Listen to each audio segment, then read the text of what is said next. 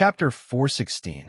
Under the covetous gaze of a nascent soul cultivator, Tinga knew it would be very difficult, almost impossible, to escape unscathed.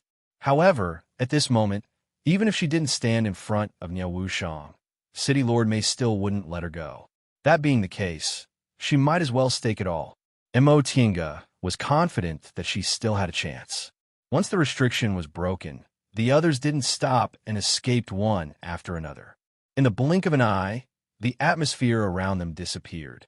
City Lord Mei snorted coldly and said disdainfully, "Juniors, I'll let you roam freely for a while." In his opinion, killing these two little girls in front of him was only a matter of time. Once he was free, killing these people would be as easy as flipping his hand. If they wanted to escape, then let them escape. In any case, they couldn't escape from his palm. With this thought in mind, City Lord Mei's gaze turned cold. Her right hand suddenly turned into a claw and suddenly extended to grab Tinga. Right at that moment, a sharp whistling sound was heard. A talisman appeared in Tinga's hand and turned into a dazzling white light, attacking City Lord Mei. The aura of a nascent soul cultivator. City Lord Mei was shocked. How could it have the aura of a nascent soul cultivator? Could it be that this little girl?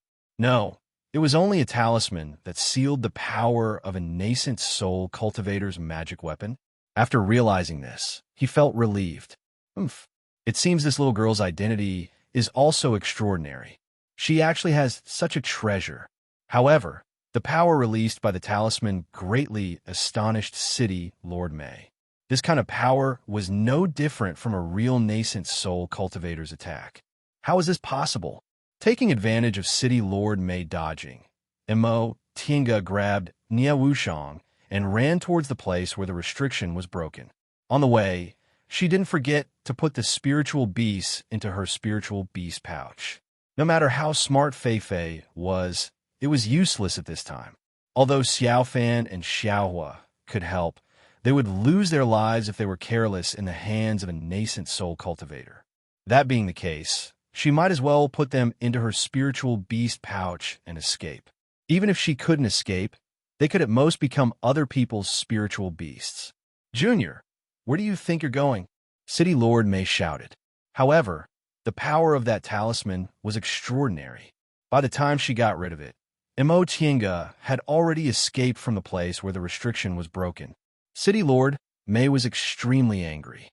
She had thought that there were only a few core formation cultivators, but she had underestimated them in the end. City Lord Mei coldly snorted as she thought of this. She waved her sleeves and flew out of the place where the restriction had been broken. She was too naive to think that she could escape from his heart with just a talisman. Once she jumped out of the cave, Tinga swept her gaze around and discovered that several people who escaped earlier than them were currently fighting with core formation cultivators from Descending Star City. She snorted coldly in her heart. Although these people weren't her enemies, they used her and Niao Wushang to stall City Lord Mei while they escaped. They really weren't good companions. Since that was the case, she would not be meddlesome even if these people were stopped. Instead, she was elated.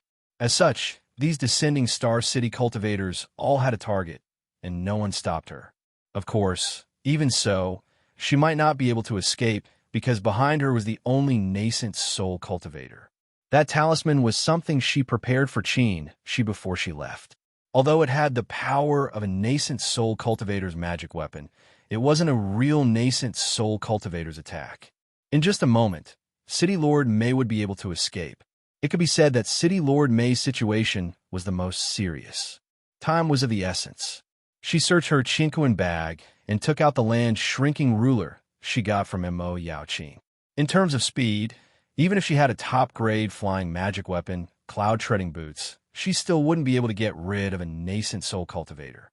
She could only use her magic weapon to increase the distance between them and then think of a way to enter the virtual sky world. "Where do you think you're going?" City Lord Mei shouted angrily behind her. Tinga's heart skipped a beat, and a wave of despair welled up in her heart.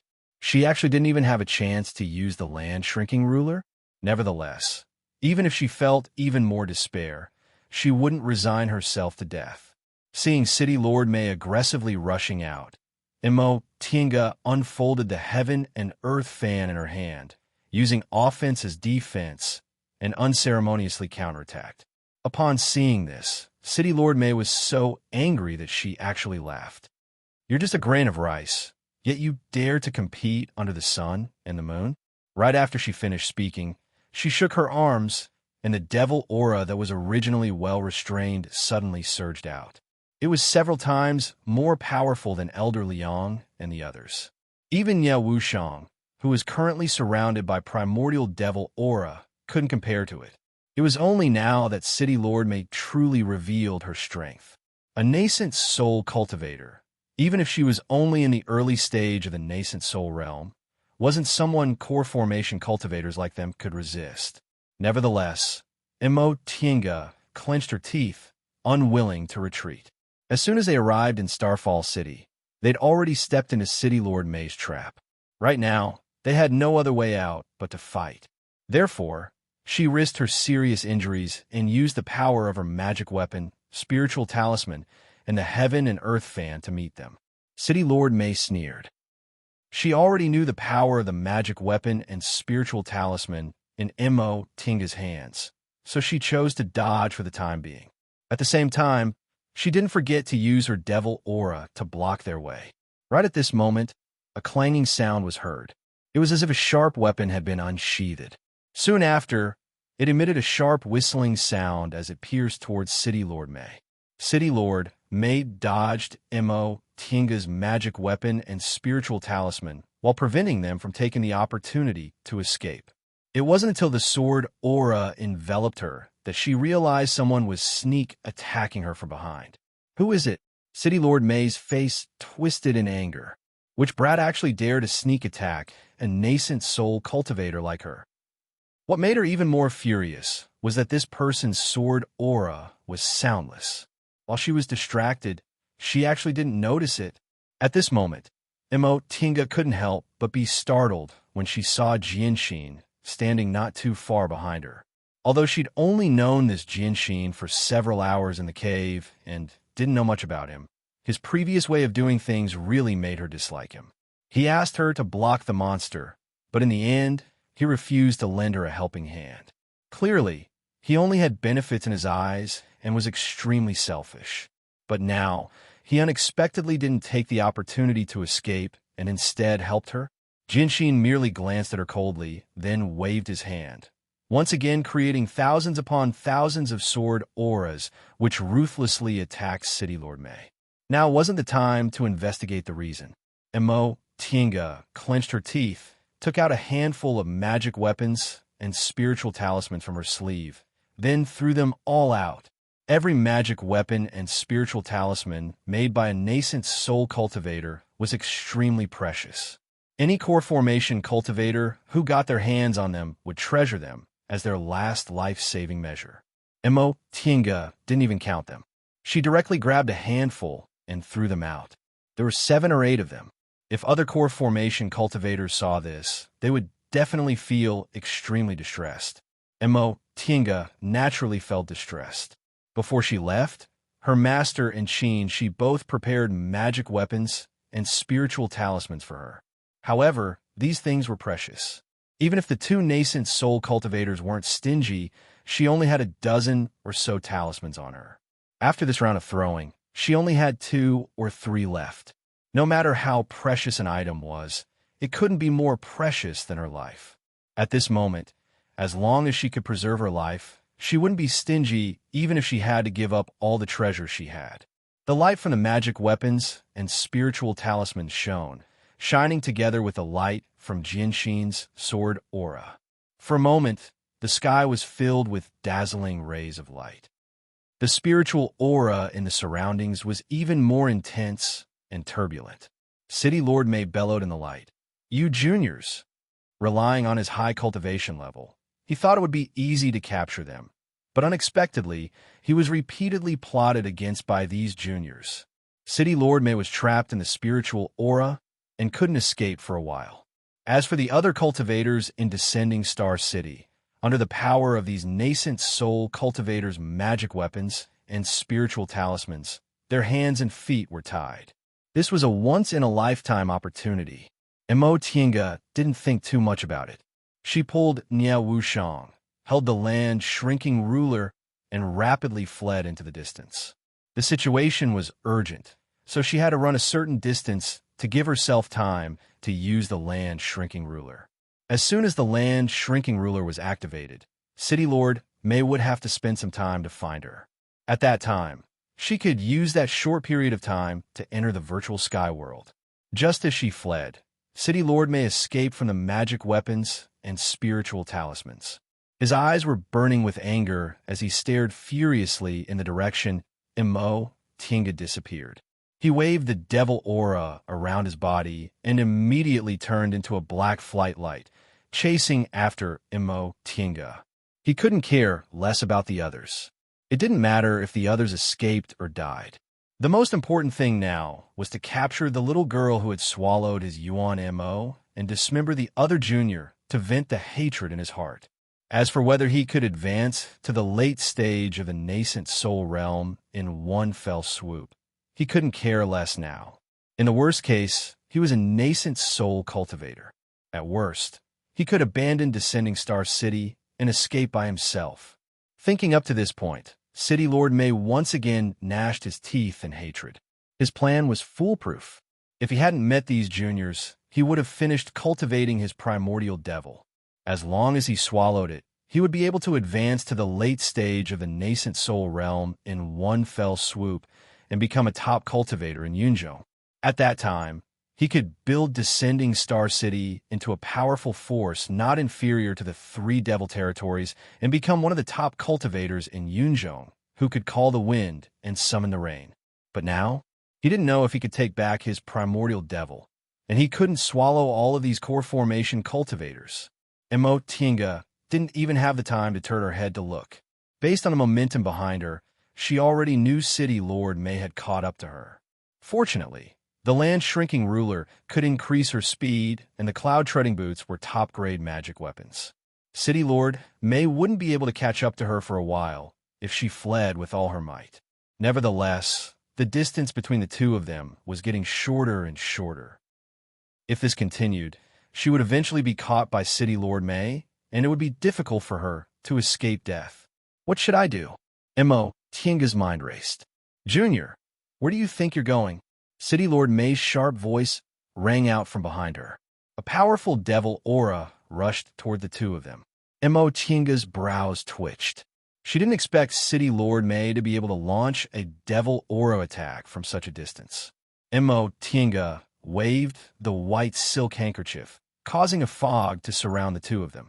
She then took out a diamond talisman and slapped it on her body. Even if her chances of escaping alive were very small, she still had to fight until the end. She absolutely couldn't resign herself to death. Seeing the devil aura rushing towards her with a soaring momentum, Mo Tiange only had enough time to open the heaven and earth fan in her haste to block the devil aura behind her. She didn't have much hope in blocking it. Even if she had a lot of magic weapons, how could she possibly block the attack of a nascent soul cultivator? Even if she could survive this attack, she would most likely be seriously injured. Puff! The pain she expected came. A wave of power penetrated the white silk handkerchief's defense, the diamond talisman's protective cover, and the heaven and earth fan's obstruction, directly penetrating her chest. Her aura surged, and she couldn't help but spit out a mouthful of blood. Am I really going to die? This thought emerged in her mind. She had experienced so many dangerous situations, but none of them had made her feel as close to death as she did today. But she couldn't bear to die. How could she bear to die? Thousands of miles away in the celestial pole, there was still someone waiting for her to return. Ah! An unexpected scream rang out. It was City Lord Mei's voice. Mo Tiange endured the pain and hurriedly turned her head to look. However, what she saw left her dumbfounded. City Lord Mei, who was still quite a distance away from her, had the devil aura all over her body curled into a ball. It seemed she was seriously injured. At that moment, the heaven and earth fan in her hand suddenly emitted an incomparably pure and powerful aura. Tinga didn't have time to think. She turned her head and saw the bewildering trace fog not too far away. She pulled Nia Wushang, then ran towards that direction. Chapter 417. Inside the nameless valley, it was a complete mess. Under the power of the magic talismans, the transporting formation on the ground was destroyed. None of the cultivators from Descending Star City were spared. All of them were seriously injured. As for the other cultivators who escaped from the disorienting cave, Jin Shi and the other two didn't have enough medicinal pills. Yu Gui was already dead, and Yong and Shou weren't much better off. Their lives were hanging by a thread. The only one who was still in good condition was the sword cultivator Jinshin. Although he took the initiative to attack Mei City, City Lord Mei's target was Nia Wushang and Tinga, so she ignored him. Therefore, he was only injured by City Lord Mei's devil aura. Right at this moment, a person flew out of the broken restriction node. This person was dressed in black. He was tall, had a gloomy expression, and his hands were hidden in his sleeves. The spiritual aura around him surged. When he lifted his sleeves, a silver light could be vaguely seen. He looked coldly in the direction City Lord Mei disappeared, then lowered his head to look at the scene. He snorted coldly and waved his right hand. A gust of devil aura gushed out and hit the bodies of the seriously injured cultivators. Elder Liang, who was seriously injured but hadn't died, was indescribably shocked. You didn't die. The person sneered and said gloomily, "Do you think I'm a bunch of idiots?" He lifted his silver fake hand and smashed a mass of devil aura on Elder Liang's body. Elder Liang, who was already seriously injured, instantly stopped breathing. The person didn't stop moving. With a mass of devil aura in his hand, he instantly killed almost all the people present, including the cultivators from Descending Star City and the cultivators who were deceived like him. Although these people were seriously injured, judging from this person's effortless performance, his strength was obviously extraordinary. Seeing this, Jinshin shook his sleeves. His flying sword emitted a clear cry and stared at the person with extreme vigilance. The person just glanced at him and didn't intend to attack. He raised his hand and put the Chinquan bags of the devil cultivators into his bag. He said expressionlessly, "You can have a rest." Right after he said that, he shook his sleeves and flew in the opposite direction of City Lord Mei. Jinshin heaved a sigh of relief. He covered his chest and coughed. Before he entered the secret place, he had already noticed this person. He was also at the peak of the middle stage of core formation. With just a glance, he could tell that this person's fake hands were extraordinarily powerful and definitely not someone easy to deal with.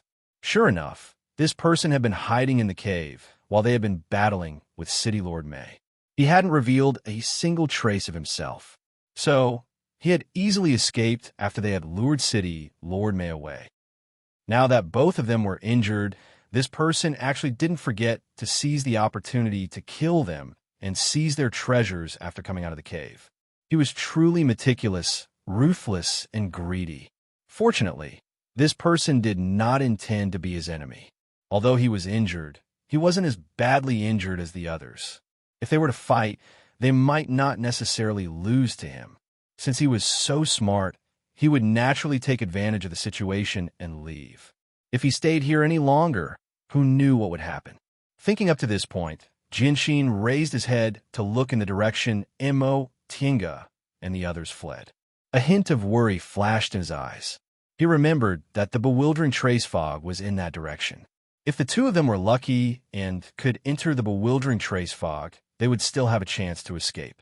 However, under the pursuit of a nascent soul cultivator, would they be able to hold on until then? Jinshin thought for a while, then shook his head. He picked up the remaining Chinquan bags on the ground, summoned his flying sword, and also fled in the opposite direction. He treasured his own life more. Now that things had come to this, he could only pray for good luck for them. At this moment, Tinga was running frantically. She didn't know why City Lord Mei was blocked by the Heaven and Earth fan, but now wasn't the time to investigate this. Fortunately, this time, City Lord Mei's breath was getting farther and farther away. He didn't chase after her even after she safely entered the bewildering trace fog. Tienga breathed a sigh of relief. At this distance, she didn't even need the land shrinking ruler to have enough time to enter the virtual sky world. She looked down at the still unconscious Nia Wushang and noticed that her primordial devil aura had spread to her hand. A trace of hesitation flashed in her eyes, but in the end, she still pressed the space between her eyebrows and activated the virtual sky world. 1 breath, 2 breaths, 3 breaths. City Lord May's breath was still so far away. Finally, the pearl between her eyebrows shone brightly, engulfing both her and Nia Wushang. Seeing the familiar small house and flowing water again, Tienga sat paralyzed in the small house, almost unable to move, as if all the strength in her body had been sucked out. It wasn't only because she was attacked by City Lord May, causing the spiritual breath in her body to surge and seriously injured, but also because she was so nervous that she was almost on the verge of collapse. Strictly speaking, the crisis this time wasn't as dangerous as the one on Demonic Mountain. However, at that time, she had Qinshi by her side. He was very experienced, so he often avoided danger in advance. This time, however, she was almost single-handedly facing the pursuit of a nascent soul cultivator. After closing her eyes to rest for a while, she suddenly heard Nia Wushang groan. Tienga opened her eyes and was shocked to see Nia Wushang, who was thrown aside by her. Ever since she absorbed that monster, Nia Wushang's whole body had been enveloped by primordial devil aura.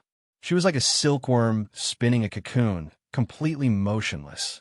At this very moment, the primordial devil aura around her body began to surge incessantly, as if it was very restless. Tienga carefully observed for a while, and discovered that the primordial devil aura and the spiritual aura in the virtual sky world seemed to be fighting. How could this be? She muttered to herself. While she was pondering, she suddenly felt a pain in her left hand.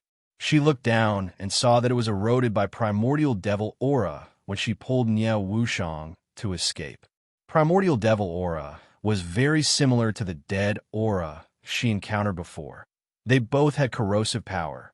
Therefore, before she entered the virtual sky world, she was worried that primordial devil aura would also prevent her from entering the virtual sky world. In that case, she could only hide in the mystifying trace fog and play hide-and-seek with City Lord May. Fortunately, that didn't happen. Compared to dead aura, this primordial devil aura was a bit less violent and a bit purer. But when she was certain that primordial devil aura and the virtual sky world didn't conflict, she discovered that the situation wasn't that simple. If this primordial devil aura was the purest devil aura from the distant past era, then the spiritual aura in the virtual sky world was also the purest spiritual aura in the world today. In that case, it wasn't impossible for the two to conflict. Seeing that the confrontation between the devil aura and the spirit aura was becoming more and more violent, Tienga hesitated for a moment and laid a formation around Nia Wushang to block the spiritual aura outside.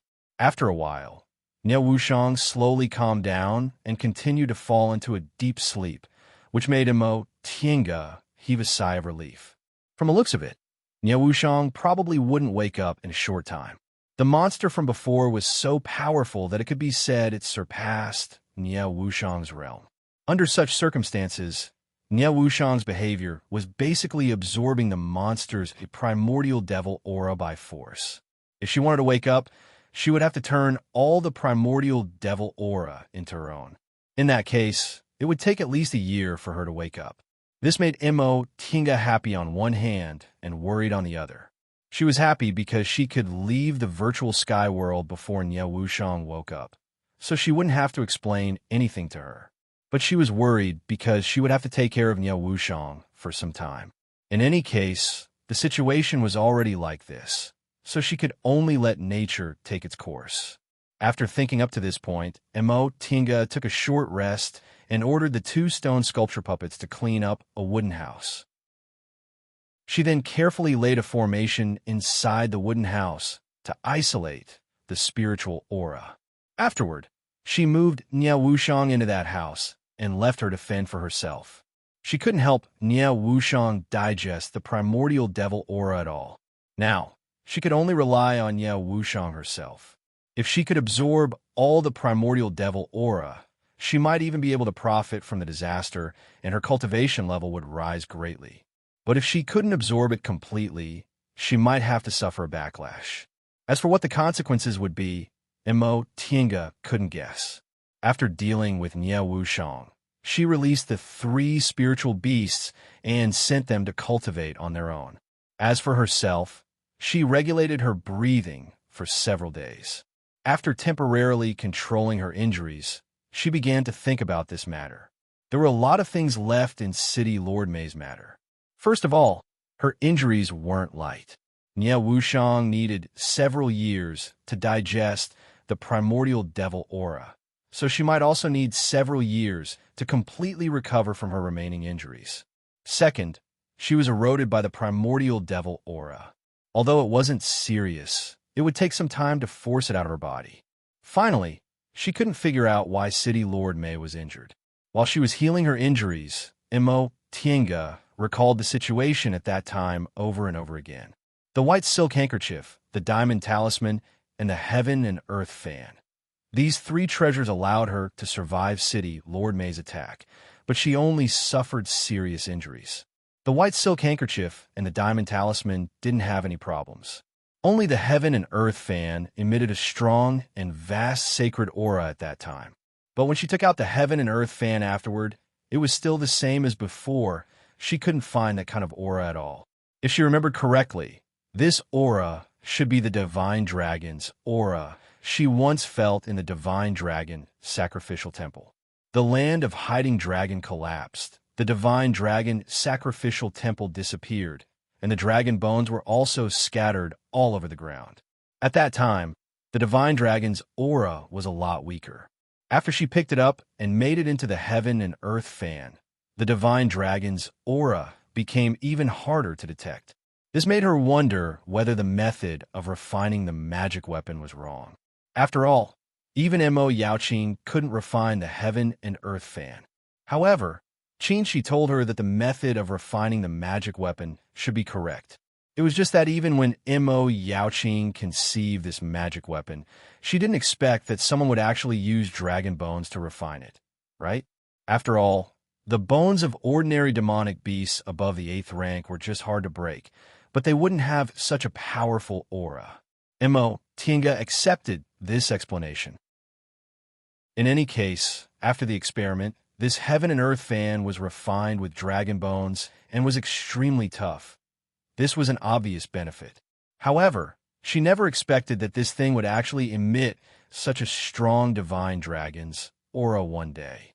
Could it be that after these dragon bones were refined, the dragon's aura didn't actually disperse, but was hidden deep inside? Thinking of this possibility, Mo Tiange became excited. If that was the case, the power of her heaven and earth fan wouldn't just be what it was now. If she could stimulate that vast and sacred divine dragon's aura, her heaven and earth fan would definitely be comparable to those ancient spiritual treasures. But how could she stimulate this divine dragon's aura? She carefully recalled the scene at that time. City Lord May's devil aura attack, right? Primordial devil aura. Although City Lord May couldn't absorb that monster, she cultivated that mysterious technique, so she also had primordial devil aura in her body. Chapter 4:18. Master. Upon hearing Fei Fei's voice, Mo Tiange opened her eyes. This was the 5th year since she escaped from City Lord May and hid inside the virtual sky world. During these 5 years, she never went out. First, she spent 1 year to force the primordial devil aura out of her hand. Then, she spent the next 4 years in closed-door meditation to recuperate and heal her injuries. A nascent soul cultivator's attack was no small matter. Although she managed to escape, her injuries weren't light. After these 5 years, she still hadn't fully recovered. Based on her own estimation, it would take another 4 to 5 years. Mo Tiange sighed. Seriously speaking, it was still because her foundation wasn't solid enough. Back when she was in the foundation building realm, She took advantage of Zhong Muling's 5 spirit fruit and advanced from the early stage to the middle stage in one fell swoop, saving her more than 10 years. Later, for the sake of forming her gold core, she patiently slowed down her cultivation speed. This was both for the sake of her mental state and for the sake of her weak foundation. Because of this, she didn't encounter any difficulties when she formed her gold core. Now, her problem was similar to that year. She formed her gold core at the age of 86 and advanced to the middle stage in just 13 years. This time, although it wasn't as exaggerated as when she was in the foundation building realm, she was still able to advance so quickly because she took advantage of dual cultivation. A weak foundation was bound to bring about an unstable cultivation state. Even though she traveled all over the world for the sake of cultivating her mental state and came to Yunzhong, which was a vast ocean away, she still couldn't completely solve this problem. Now, she was only 106 years old. Not only was she already in the middle stage of the core formation realm, but she even wasted several years recuperating. If this matter were to spread, it would really be shocking. After she carefully considered her injuries this time, she felt it might not be a disaster. After she was injured, she had to spend time recuperating and recuperating. Only in this way could she restore her cultivation level before she was injured. This way, she would have the opportunity to slowly lay a more solid foundation. After all, her goal was to advance to the nascent soul realm and then advance to the deification realm to become an immortal. Master, I'm calling you. Can't you hear me? Fei Fei's delicate voice rang out, but its tone was very hateful. Imotinga felt a bit helpless. Ever since Fei Fei awakened, she felt she had completely lost her dignity as a master. However, she also felt it was very boring to argue with a spiritual beast about this, so she just let it be. What do you want to say? Imotinga asked. Fei Fei raised its paw and pointed at the hut next door. There seems to be some movement over there. She was the one who tidied up that small hut for Niao Wushang to live in for the time being. Ever since Niao Wushang swallowed the primordial devil aura 5 years ago, there hadn't been any movements. Since Niao Wushang had to heal herself, she didn't pay much attention to it. Fei Fei, on the other hand, often ran over to take a look with great interest. Therefore, Imotinga was relieved to let Fei Fei take care of Niao Wushang. Although this little fellow's personality was a little hateful, it was extremely intelligent. There was no need to treat it as a spirit beast at all. There was basically nothing to worry about that was given to it. There had been no change in the past 5 years. But now, there was actually a change. For the time being, Imotinga stopped treating her injuries. She stood up and walked towards the small room. Through the small room's window, Imotinga saw that the primordial devil aura surrounding Niao Wushang seemed to have mostly disappeared. Her aura, on the other hand, was much more stable. Apparently, Niao Wushang had already absorbed more than half of the primordial devil aura in the past 5 years. At the very least, she wouldn't suffer from a backlash. As for the movement mentioned by Fei Fei, she observed for a while and found that Niao Wushang's breath was heavy, seemingly showing signs of waking up. Imotinga furrowed her brows. Master, do you want to throw her out? Fei Fei suggested mischievously from the side. Imotinga rolled her eyes at it. In fact, whether it was Fei Fei, Xiaofan, or Xiaohua, none of them were very friendly to other people who invaded this area. Back when Qin was here, Xiaofan wasn't and Fei Fei hadn't awakened yet. But at that time, Fei Fei and Xiaohua were already indifferent to Qin. This time, she brought Niao Wushang inside, so the attitude of these 3 spiritual beasts was even more obvious. Xiaohua completely ignored them, Xiaofan occasionally complained, and Fei Fei even said from time to time that it wanted to throw her out. However, in any case, she was still their master, so they didn't dare to really do anything. Fei Fei had also always been taking good care of Niao Wushang. What else can we do?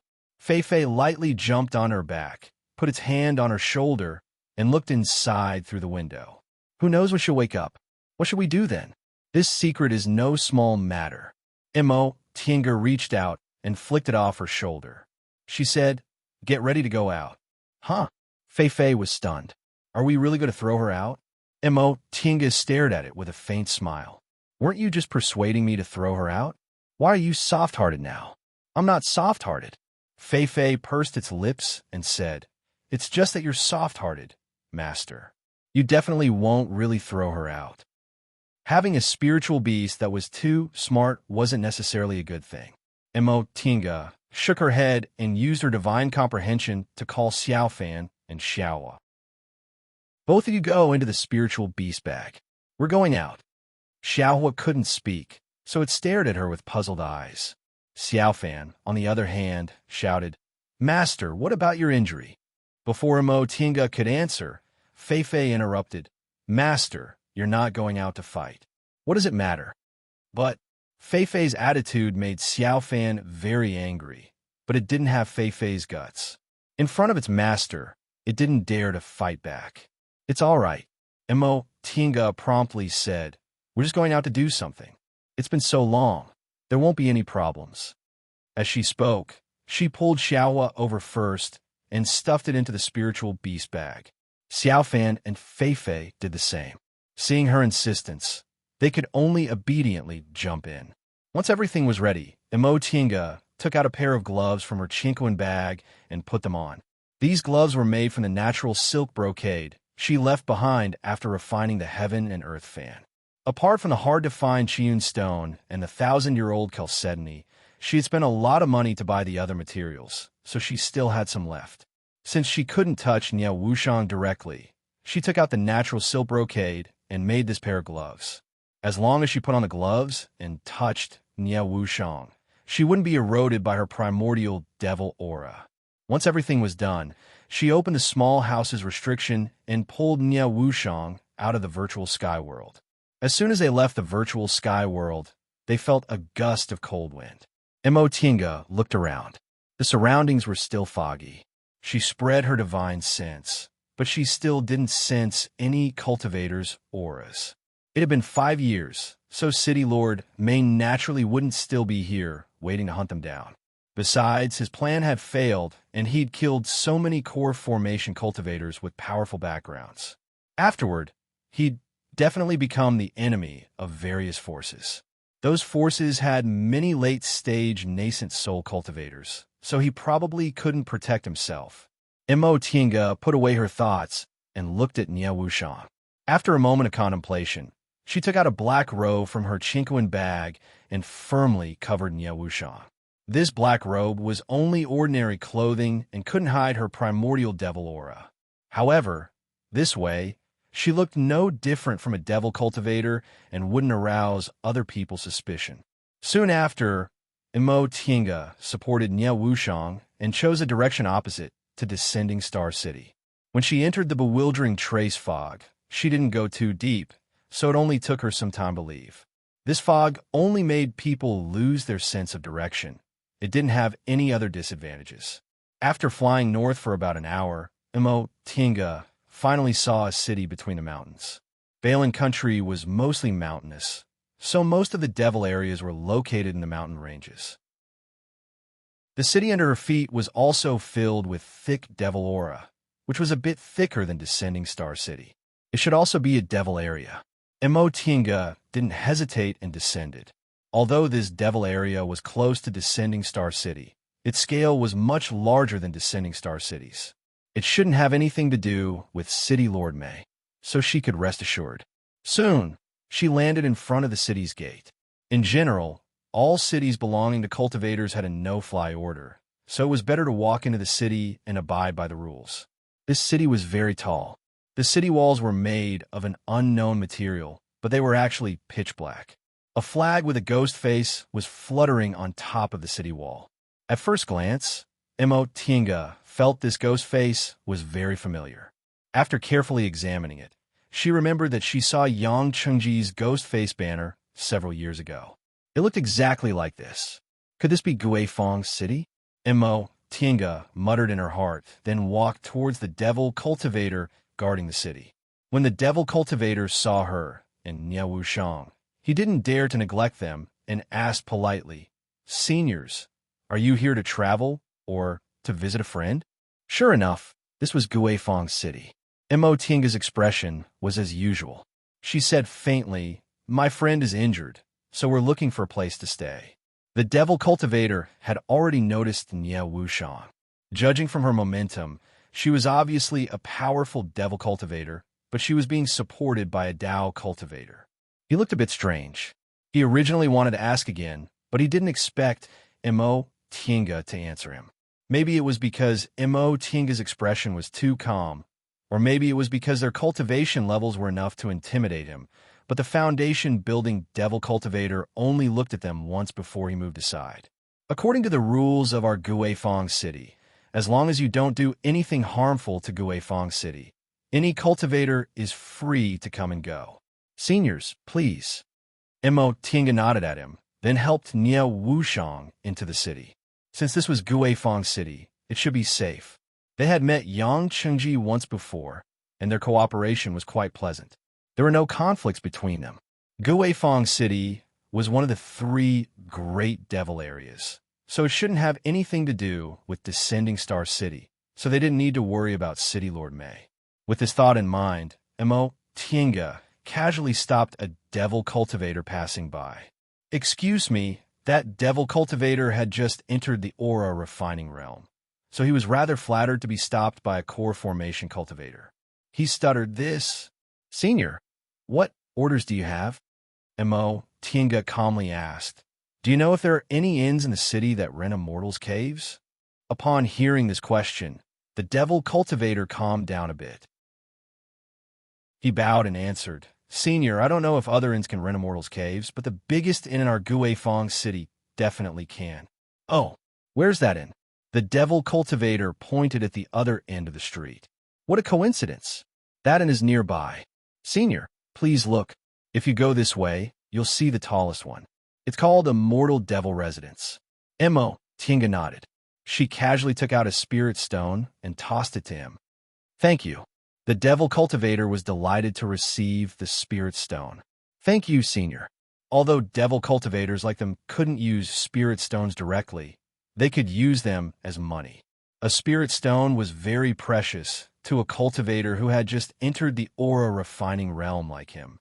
After putting away the spirit stone, the devil cultivator raised his head, only to see Mo Tinga and Nie Wushang's figures had already disappeared from the street.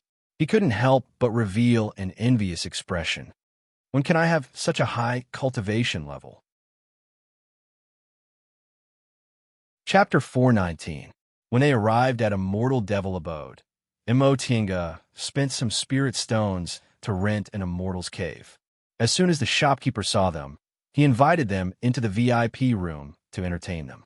Then, seeing that they were traveling together and their cultivation levels were quite high, he suggested renting a high-grade immortal's cave on the mountain behind Guifang City. Although it was expensive, it was very quiet and wouldn't be disturbed easily. Moreover, these immortals' caves could also provide devil aura-blocking formations according to the requirements of the guests. Many foreign high-level cultivators liked to rent such immortals' caves. Mo Tinga felt that she and Nie Wushang really needed a quiet place in their current situation, so she followed the shopkeeper's suggestion. In any case, she could afford that little bit of money. After deciding on a temporary residence, Mo Tinga didn't take Nie Wushang there immediately. Instead, she asked about other things.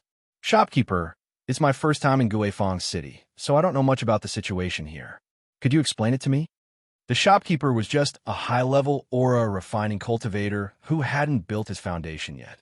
Hearing a core formation cultivator's question, he didn't dare to be negligent and said politely, "What does Senior want to know?" "As long as I know, I'll tell you everything I know." Mo Tinga smiled and said, "It's not that serious. It's just that I'm an ascetic cultivator and rarely go out.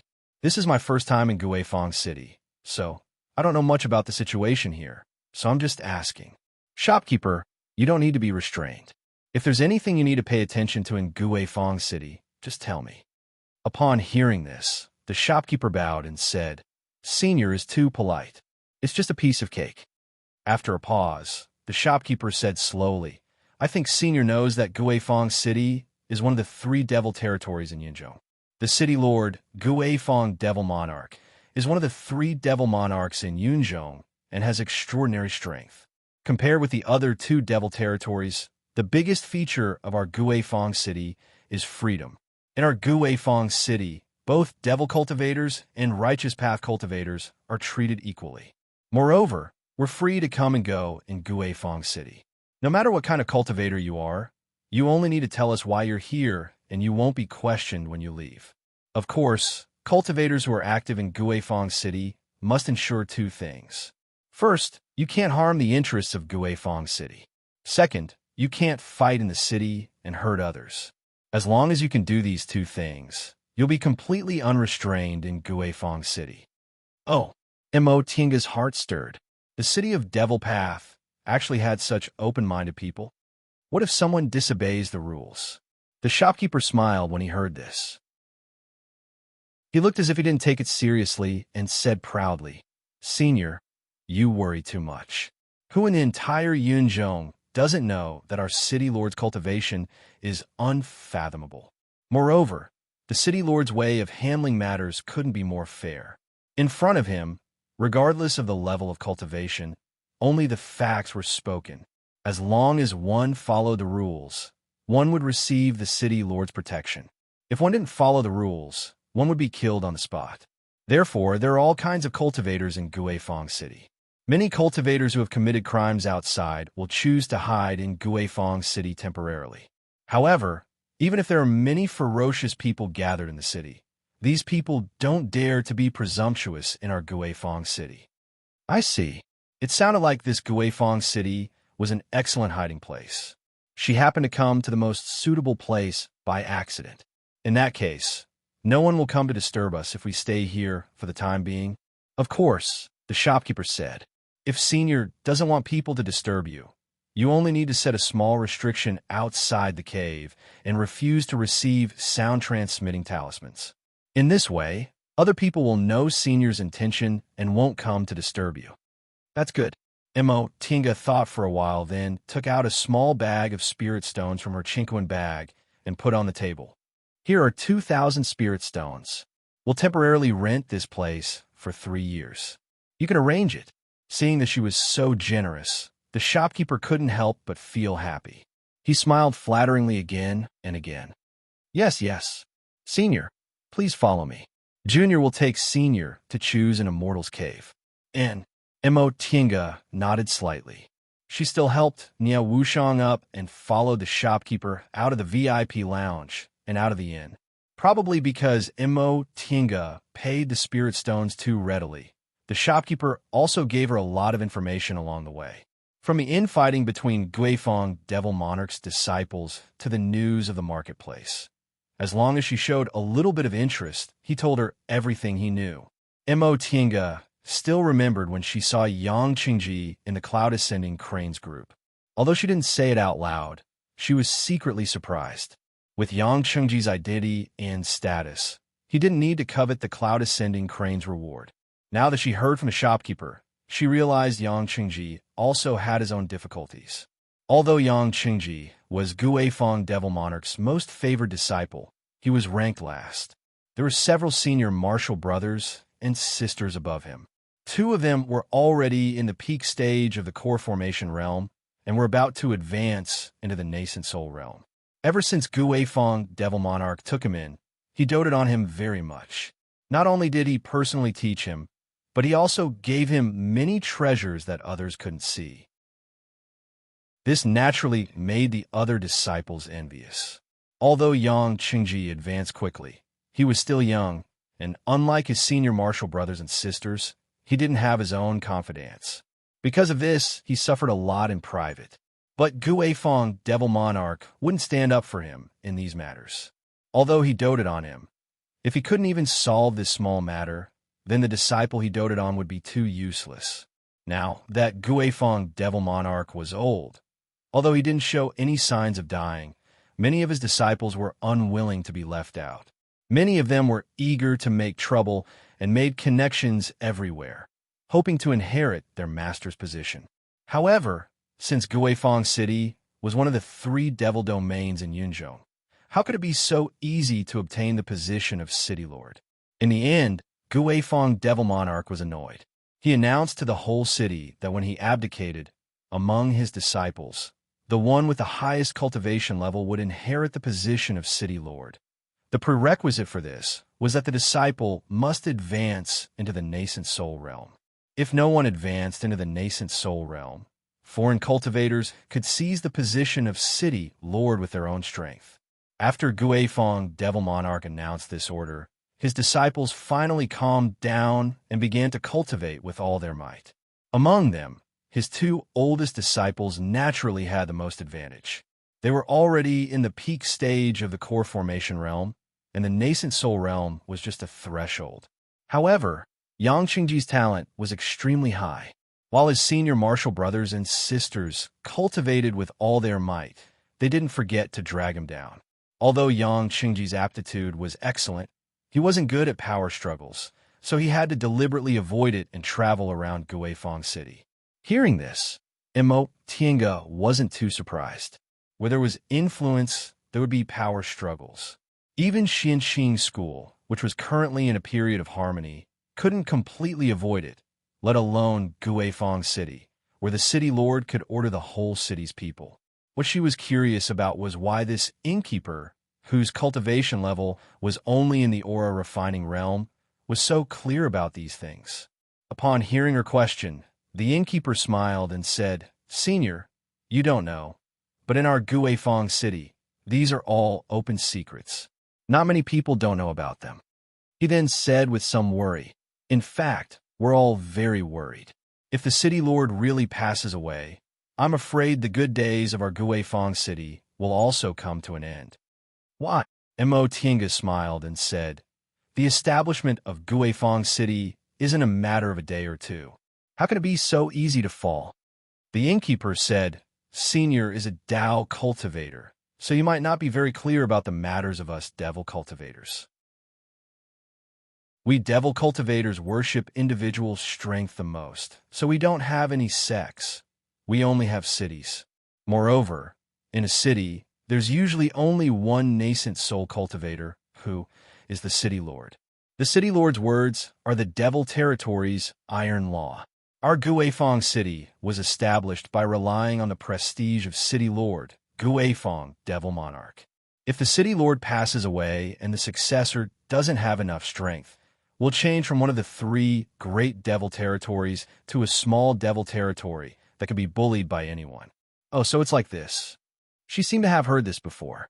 Even if the scale of the devil path was slightly smaller than that of the righteous path, how could there only be so few nascent soul cultivators among the 3 great and 7 small devil territories in northern Chilean country? It was probably because after devil cultivators advanced to the nascent soul realm, they would either establish their own city and enjoy the glory of being admired by thousands of people, or they would have no interest in it and wholeheartedly seek more powerful strength.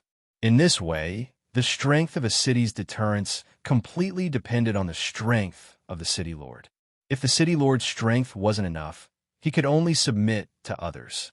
In this case, once Guifeng, Devil Monarch, passed away, whoever succeeded as the city lord would affect the future of Guifeng City. If this person's strength wasn't enough, Guifeng City would quickly decline from being one of the 3 great devil territories and might even be robbed by other nascent soul cultivators. Thinking about it this way, Guifeng, Devil Monarch's order was indeed extremely wise. If one of his disciples advanced to the nascent soul realm, he could naturally take over Guifeng City. But if no one had this ability, Guifeng City was such a big piece of fat meat that it would definitely attract other powerful nascent soul cultivators. At that time, even if his disciples weren't complacent, Guifeng City would still be saved. Tiange felt that this Guifeng Devil Monarch wasn't only strong, but his brain was also first-rate. Compared to City Lord Mei of Starfall City, he was many times stronger. No wonder he could establish such a powerful devil territory. Thinking of City Lord Mei, she couldn't help but ask, "Shopkeeper, are there any other devil territories near Guifeng City?" While leading the way, the shopkeeper answered, "Yes, the one closest to us should be Starfall City. But it's only a small devil territory, so it's not a big deal." The shopkeeper's expression was exactly as he said. It was not a big deal. He looked like he didn't care about Starfall City at all. It seemed that the strength of Guifang City also made the cultivators in Guifang City have a very high standard. No matter what, Starfall City still had nascent soul cultivators and many core formation cultivators. But in the end, in the eyes of this shopkeeper who was only in the aura refining realm, he only said one sentence. It was not a big deal. "Senior, are you interested in Starfall City?" The shopkeeper continued. This Starfall City fell 5 years ago. Within a day, the City Lord's mansion was completely slaughtered by the people of Night Owl City. Now, there are only a few core formation cultivators in charge, so there's really nothing to see. Oh, Tinga's interest was piqued. Why did the people of Night Owl City want to slaughter the cultivators of Starfall City? I remember that Night Owl City is also one of the 3 big devil territories, and Starfall City is only a small city. It's not worth fighting over, right? The shopkeeper said, there have been many ups and downs in the past few years, so I don't know what exactly happened. However, Junior heard that the City Lord of Starfall City practiced some kind of evil technique and actually tricked more than 10 core formation cultivators into sacrificing their souls together. One of the cultivators was from Night Owl City. After the matter was exposed, the City Lord of Night Owl City was furious and slaughtered everyone in Starfall City. Is that so?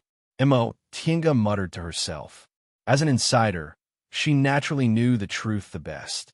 According to what the shopkeeper said, among the core formation cultivators who were tricked, there were people from Night Owl City, so Starfall City was in big trouble. The shopkeeper continued. Junior heard that back then, no one escaped from the City Lord's mansion in Descending Star City. All the core formation cultivators died.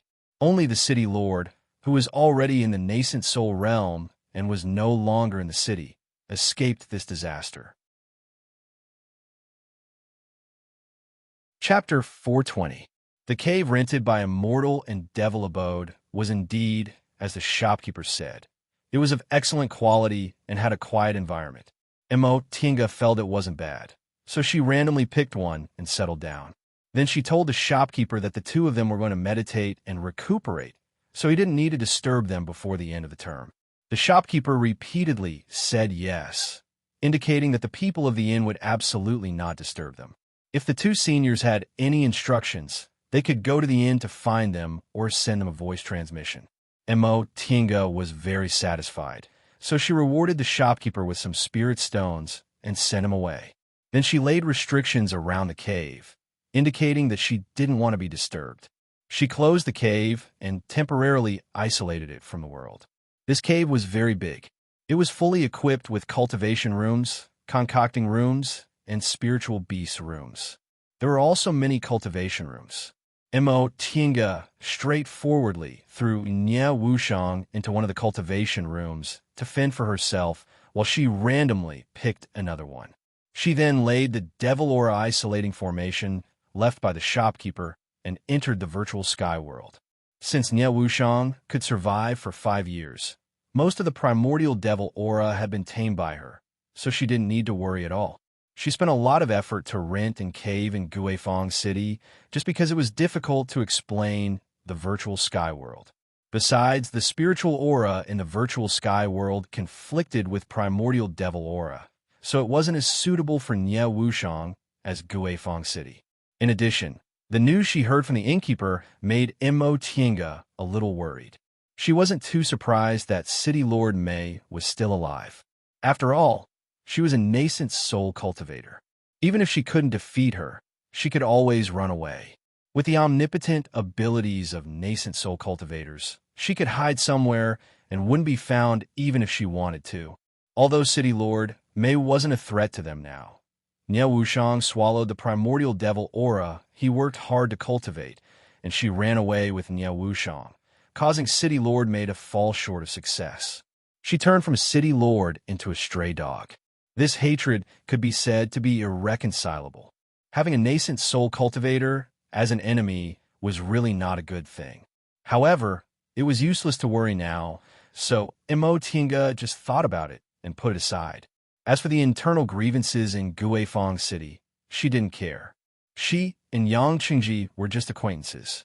Moreover, after so many years, she wasn't in the mood to meddle.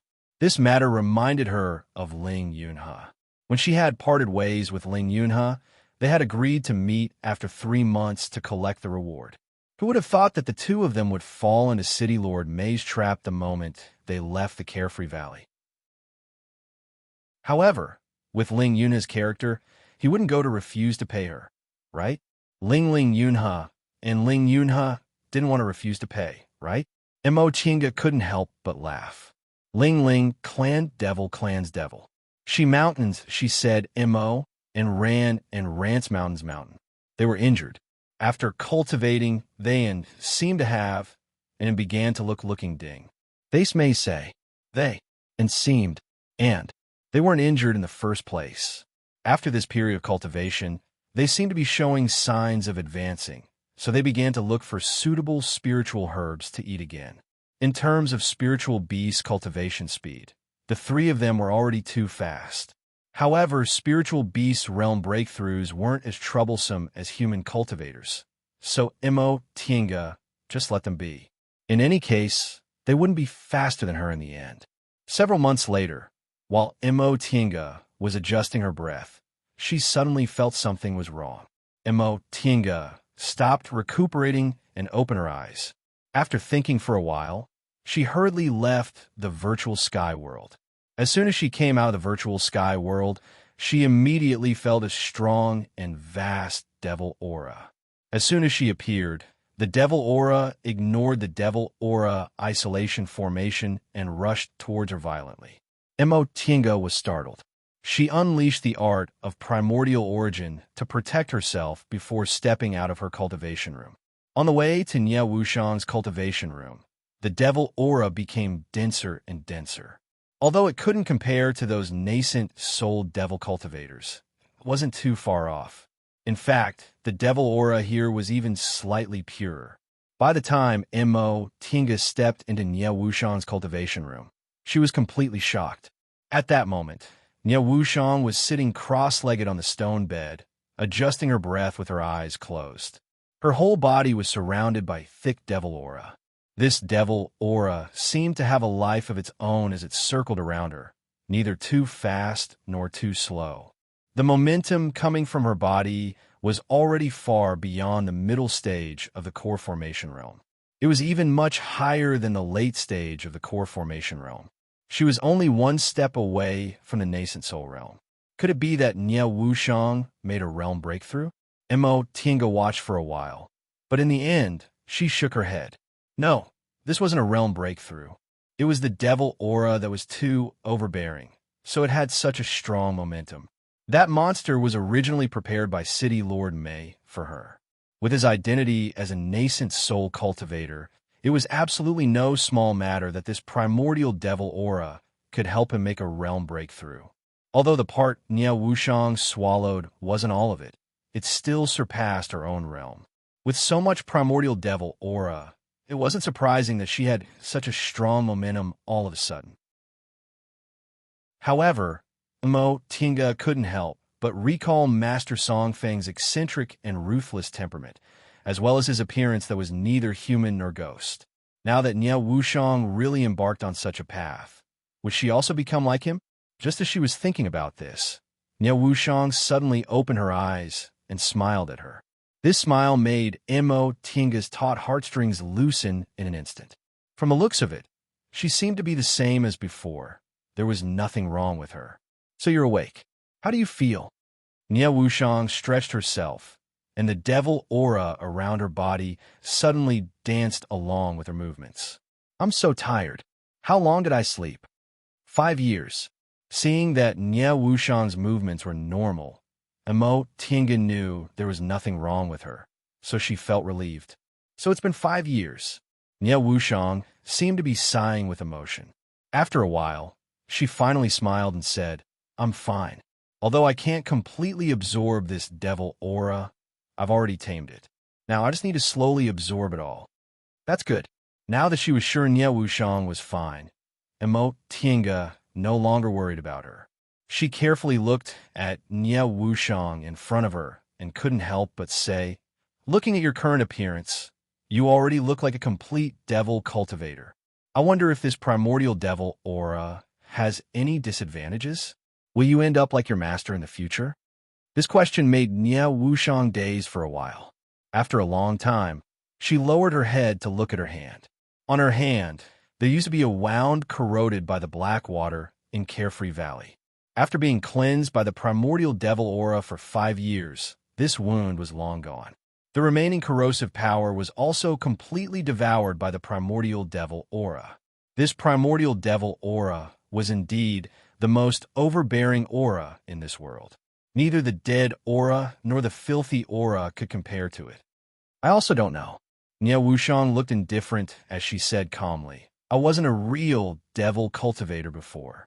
It was just that the spiritual aura and devil aura inside my body were mixed. So I was neither a Tao nor a devil. At present, this primordial devil aura seems to be quite obedient and shows no signs of corroding my body, but it's hard to say how my cultivation level will improve in the future. She hesitated for a moment, then continued to say, the reason why my master became like this is because he practiced the primordial devil great art too early. When he was in the foundation building realm, he suffered chi deviation because he was greedy for more. Now that I'm in the core formation realm, my meridians and dantian were tough enough, so they weren't corroded after being attacked by this primordial devil aura. Logically speaking, I should be better off than him. Although that was the case, she wasn't sure whether she would become like that or not. After all, there are too few people who practice this so-called primordial devil great art, so she basically didn't have any examples to compare herself with. Ever since she came to Yunzhong, she didn't have a single friend. Coincidentally, she met Nia Wushang at this time. During this period of time, the two of them experienced so many things together that she already regarded Nia Wushang as a friend, so she couldn't help but feel sad for her. Before this, she had just decided to become a real cultivator, but because of this reason, she had no choice but to absorb primordial devil aura and become a devil cultivator. Now, she had to face the possibility of becoming an inhuman monster in the future. Mo Tinga had always felt that although her life could be considered smooth, her life before she was 20 years old was full of difficulties and bumps. It wasn't until now that she realized how lucky she was. Like Nia Wushang, she lost her mother when she was born, grew up under her master's hatred and torture, and finally escaped. She wanted to live her own life, but she was forced to accept this kind of future. In the more than 100 years she lived, she suffered a lot. Fate was really unfair to her. You don't have to look at me like that. Nia Wushang smiled. This is an unknown in the end. Maybe I'll really become a top cultivator in one fell swoop with the help of primordial devil aura and move unhindered in the world. At that time, I don't know how many people will envy me. In the end, Mo Tinga didn't show any sympathy. Someone with a firm character like Nia Wushang didn't need sympathy. Do you know about the primordial devil great art? Nia Wushang didn't hesitate. Before I left, I stole a lot of master's treasures, including the primordial devil great art he comprehended. However, it's hard to say whether this primordial devil great art has any mistakes or omissions. In any case, the primordial devil aura in my body is enough for me to absorb for many years. I think I'll slowly tame this primordial devil aura first, then see if I can practice the primordial devil great art. I really don't want to become like Master, who has a bad temper and is neither human nor ghost. Mo Tinga nodded silently. In this kind of situation, this was already the best way. Let's not talk about this. Nia Wushang put away her slight melancholy, looked around, and asked curiously, where are we? We're those people. Although I put my life in your hands, I didn't expect you could really escape. It really surprised me. A smile also appeared on Mo Tinga's face. Back then, we were only able to escape because of luck. She recounted everything that happened that year in detail, but she changed escaping into the virtual sky world to hiding in the bewildering trace fog. In the end, City Lord May didn't find them. As for the others, I also don't know. Later, I came to Guifeng City, rented this immortal's cave, and never left it. But I heard that the City Lord's mansion in Descending Star City was slaughtered by Night Owl City in one night. City Lord May has long left the city and escaped the disaster. Night Owl City, Nie Wuxiang thought for a moment, then said so. There were also cultivators from Night Owl City who were tricked into the trap with us that day. That should be the case. The two of them talked about some things. After Nie Wuxiang finished understanding the current situation, she thought for a moment, then asked, "You're injured. Do you want to stay here until you recover?" Of course. Mo Tiange didn't hesitate. Yunzhong is full of dangerous places. If I'm injured, it'll be really inconvenient. And Nie Wuxiang expressed her agreement and stretched her body again. All right, my body is still not used to the current situation, so I'll stay here with you for a few more days. Alas, my body is stiff. For us martial cultivators, not moving for 5 years is really not a good thing. I'll go exercise. She got up, got off the bed, and was about to leave the cave. In the next moment, Mo Tiange suddenly felt an extremely strong momentum attack her, and then a loud noise came from the entrance of the cave. She turned to look at the entrance and was instantly dumbfounded. Nie Wuxiang was frozen there with a shocked expression. Her right hand was still in the position of pushing the door, and the restriction and stone door set at the entrance of the cave were completely broken. Chapter 421. Mo Tiange was in a daze for a long time before she regained her composure. She rushed over and saw that the stone door had been smashed into powder, and the restriction at the door was also broken. The stone door was fine. Even a foundation building cultivator could break it, but this restriction was personally laid by her. Although it wasn't a top-grade formation, it couldn't be broken by ordinary core formation cultivators. She looked at Nie Wuxiang in disbelief. "What did you do just now?" Nie Wuxiang, who was still absent-minded, murmured, "I just pushed it." After she said that, she finally realized something. She looked down at her hand and saw nothing unusual except for the primordial devil aura on it. No matter what, Nie Wuxiang was still in the middle stage of the core formation realm, so the primordial devil aura in her body could only cause this. Mo Tiange shook her head with a bitter smile. "This is good. Even if you run into a nascent soul cultivator, you won't be trampled on." Although this kind of movement couldn't compare to the strength of a nascent soul cultivator, it already had a momentum that could rival it. However, being too powerful wasn't necessarily a good thing. Powerful strength needed an equally powerful container to contain it, and this container was a cultivator's body, meridians, and dantian. Although Nie Wuxiang had this kind of strength now, she was still in the middle stage of the core formation realm, which definitely wasn't a good thing. If she used it forcibly, she might explode and die. How could Nie Wuxiang not understand this? She was stunned for a long time before she said, "It's too late to regret now. We can only do as we see fit." As she said that, she looked down at her hand and waved it lightly. With a loud bang, a boulder at the entrance of the cave was smashed into pieces. Nie Wuxiang was a bit dispirited by this scene. How could she move around with such a big movement? Would she really change from a martial cultivator to a devil cultivator in the future? Mo Tiange asked, "How's your body?" "I haven't used the primordial devil aura much, so I can't feel anything." She then lowered her head and sighed. "It seems I'll have to stay here for a long time." "What?" "Although I have the powerful primordial devil aura, I don't have a high enough realm. I must enter closed-door meditation to stabilize my realm."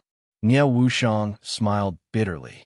"Maybe 3 to 5 years, or maybe 10 to 20 years. If I'm unlucky, it's not impossible for me to enter closed-door meditation for 100 years. Mo Tiange agreed. "With how strong your primordial devil aura is now, it'd be best if you advance to the nascent soul realm. That way, you'll be able to absorb all of it." Although she hadn't advanced to the nascent soul realm yet, she had 2 nascent soul cultivators by her side, so she understood nascent soul very well. The primordial devil aura in Nie Wuxiang's body was comparable to a nascent soul cultivator's, but because her realm was limited, she couldn't fully display it. Moreover, if she forcibly used it, it would even cause harm to her body. Given the current situation, She would only be able to resolve this crisis if her meridians and dantian completely absorbed it. Nie Wuxiang nodded, then sighed and said, I also think so. Although I was forced to walk on the path of devil cultivators, I still want to live well and continue cultivating. Whether she was a righteous or a devil wasn't important. In today's world, no one had ever ascended for more than 100,000 years. Even if Nie Wuxiang became a devil cultivator, she didn't need to think too much about it. It wouldn't be too late to consider it when she really had the chance to ascend one day. The two of them discussed it and decided to stay here for some time. Nie Wuxiang decided to subdue all the primordial devil aura first. It was very inconvenient for her to walk outside in her current state. If she couldn't control herself well when she fought, she might hurt herself. As for Mo Tiange, she didn't plan to leave before her injuries were healed.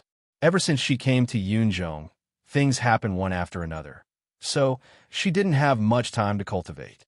After her injuries were healed, she would spend some time recuperating and stabilizing her cultivation level. Then she would go see Ling Yunhe and settle the matter regarding the art of Sinu. At that time, she would consider returning to the Celestial Pole. It had been 7 years since she left the Celestial Pole. If she spent some more time recuperating, she reckoned more than 10 years would have passed. It was really inconvenient to travel outside, especially in such a distant place. Things were different now. There was a blood oath between her and Qin Shi. 5 years ago, she was seriously injured, so presumably, Qin Shi could also feel it. However, he couldn't come for the time being, so she didn't know how to worry about him. Mo Tiange only briefly told Nie Wuxiang about her plans, but Nie Wuxiang naturally wouldn't say anything. Although the two of them had a good relationship now, it wasn't to the point where they were inseparable. Both of them were very independent cultivators with their own plans. Right now, they just happened to have the same goal. As for Nie Wuxiang, not to mention the fact that she was currently plagued by primordial devil aura and couldn't come out of her closed-door meditation in a short time. Even if she could, she absolutely wouldn't go back to the Celestial Pole. She spent so much effort to escape from the Celestial Pole and almost died in the South Sea. Unless she became a top late-stage nascent soul cultivator one day, she wouldn't take the risk to go back. If Master Songfeng was still alive, her fate could be imagined. After a short conversation, the two of them continued to live in this cave without disturbing each other. They both did their own closed-door meditation and recuperated their own injuries. Time passed quickly. In the blink of an eye, another 5 years had passed.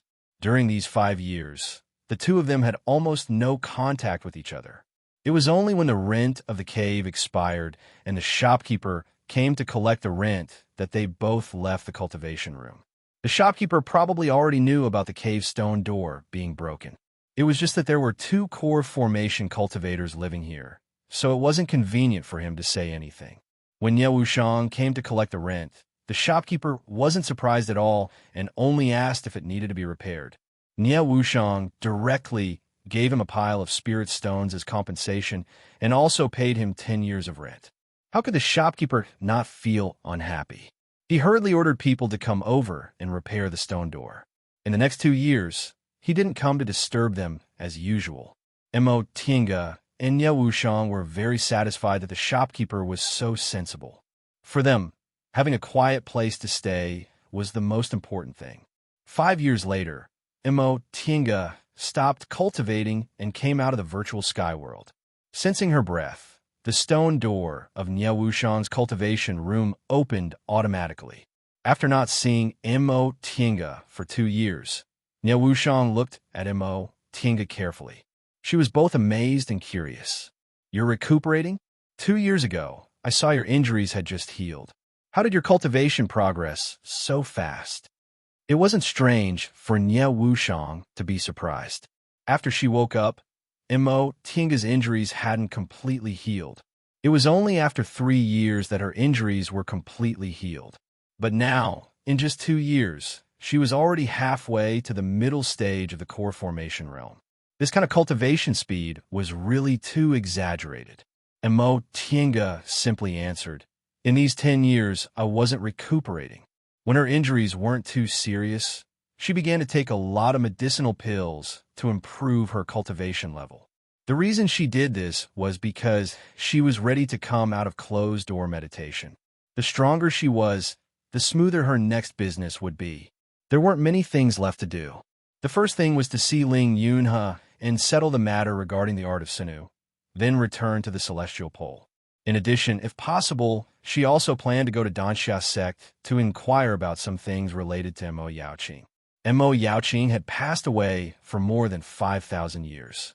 The grievances between her and Danxia sect had long been settled the moment she left Yunzhong. That being the case, Mo Tinga naturally wouldn't get entangled in this matter. The grievances of her ancestors weren't something a junior several thousand years later like her could meddle in. Besides, after so many years, Danxia sect's disciples had changed several generations, so she really didn't need to take it seriously. After Mo Tinga said that, Nie Wuxiang stared at her thoughtfully. After a while, she said, "You're leaving?"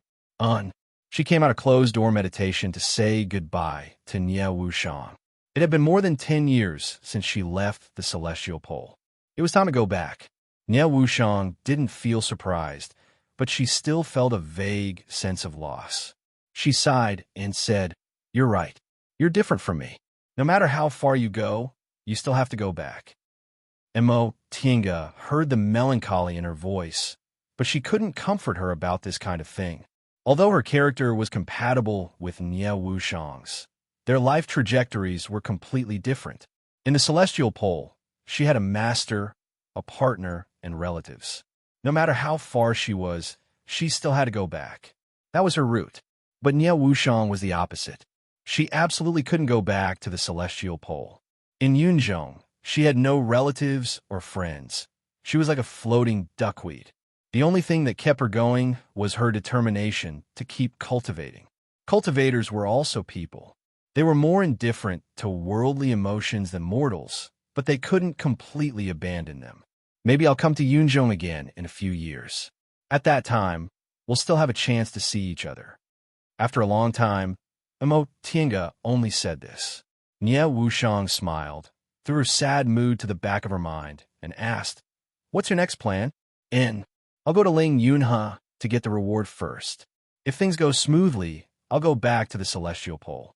Mo Tinga didn't have anything to hide, so she told her frankly, "Right, I forgot that Ling Yunhe still owes us a debt." Nie Wuxiang smiled, then sighed softly. "Unfortunately, I can't use the reward he promised me now." Mo Tinga never asked about this matter, so she couldn't help but feel curious. "Back then, when you accepted Ling Yunhe's invitation, what reward did you ask for?" "A sacred exorcism object." Nie Wuxiang didn't hesitate and told her directly. She then shook her head and smiled bitterly. "At that time, when I made this request, Ling Yunhe was very embarrassed. If he wasn't pressed for time and urgently needed help, I'm afraid he wouldn't have given it to me. But it's useless to me now, even if I have it. She was already a devil cultivator now, and the primordial devil aura in her body directly occupied her meridians and dantian. It was simply impossible to use a devil exorcism object to remove the devil aura from her body. If she persisted, her cultivation level would most likely be crippled. "So, you're not going to go?" "I reckon I'll have to enter closed-door meditation for at least 10 years. Nie Wuxiang thought for a while, then said, "How about this? If you see Ling Yunhe, tell him for me that the thing he promised me is already dispensable to me. If this thing is very important to him, then he can use something else to replace it. I don't expect it to be more precious than this sacred object. It's fine as long as he doesn't renege on his debt. If I come out of closed-door meditation, I'll go look for him." "All right." Mo Tinga readily agreed. It was just a message, so it wasn't a big deal. Nie Wuxiang looked at her with a complicated expression for a long time before she finally said, "I hope we're fated to meet again." After a long time, Mo Tinga smiled. "Rest assured, if I form my nascent soul in the future, I'll definitely come to Yunzhong to look for you." Chapter 422. The restaurant in Guifang City was no different from the restaurants in the Righteous Path's immortal cultivation city. It was also a bustling crowd of low-level cultivators, all of whom were chatting and laughing loudly, exchanging information. For most of the low-level cultivators, they couldn't enter the mountain gate, couldn't get in touch with those high-level cultivators, and couldn't get pointers. Therefore, they valued the communication between cultivators more. They could get other cultivation information from cultivators of the same level and exchange what they needed. A immortal cultivation city needed the strength of high-level cultivators, but it also needed these low-level cultivators to be popular. Only then could it prosper. "Fairy, welcome. Please take a seat here." In the restaurant, the waiter who specialized in receiving cultivators warmly greeted a female cultivator who just stepped into the restaurant and led her to a seat. Although this waiter was immortal, he had been in the outside world for a long time, so he had a good eye. When he saw this female cultivator's appearance, he knew she was a cultivator of the Righteous Path. He asked eagerly, "Fairy, what do you want?" "We have good spiritual tea, spiritual wine brewed from spiritual fruits, and dishes cooked from spiritual beasts. A pot of tea and a few plates of dried fruits will do." The female cultivator replied lightly, "Yes, yes, please wait a moment." The waiter bowed repeatedly. After a while, he served the spiritual tea and dried fruits. "Fairy, please enjoy. If you need anything, just call me." The female cultivator nodded, picked up the spiritual tea, and took a sip. However, she frowned slightly, as if she was not satisfied with this spiritual tea. In the infernal domain, how could a restaurant that served ordinary low-level cultivators have any good spirit tea? This restaurant was actually quite famous in Guifang City. However, in the early morning, the seats on the second floor, which was specially used to receive cultivators, were already 70% full. Seeing this female cultivator come in, the other cultivators more or less shifted their gaze to her for a while. They acted like this because there were not many female cultivators among the rogue cultivators. Moreover, this was the devil domain, and this female cultivator was a Tao cultivator. Secondly, this female cultivator's aura was not strong, but they couldn't feel her real cultivation. It was really strange. However, no matter how they looked, this female cultivator was still quietly drinking tea by herself. She lowered her head and looked at the table, as if she didn't care about the surroundings. Seeing this, the surrounding cultivators quickly resumed their conversation. Although there weren't many low-level cultivators in the demon domain, it wasn't as if there weren't any. In this restaurant alone, there were 3 to 5 of them, which wasn't considered rare. Besides, low-level cultivators like them were busy cultivating every day. How could they have the time to care about other people's business? This female cultivator was naturally Mo Tinga. After a simple farewell to Nya Wushang, she packed up her things and left the temporary cave. She had not appeared in the human world for several years. Looking at the bustling Guifang city, she could not help but want to sit in the crowd and feel the aura of the mortal world. Cultivation was a lonely thing. The higher one's cultivation, the more lonely it was. He shut himself in the abode and cultivated day and night, painstakingly comprehending the profundities. In the blink of an eye, 3 years, 5 years, 10 years, 20 years passed just like that. If one didn't have a firm Tao heart, how could one persevere? Even if Mo Tinga admitted she was willing to be lonely, it was inevitable that she would feel dull and lonely after being in closed-door meditation for a long time. After sitting leisurely for a while, several cultivators of the Righteous Path came to strike up a conversation with her.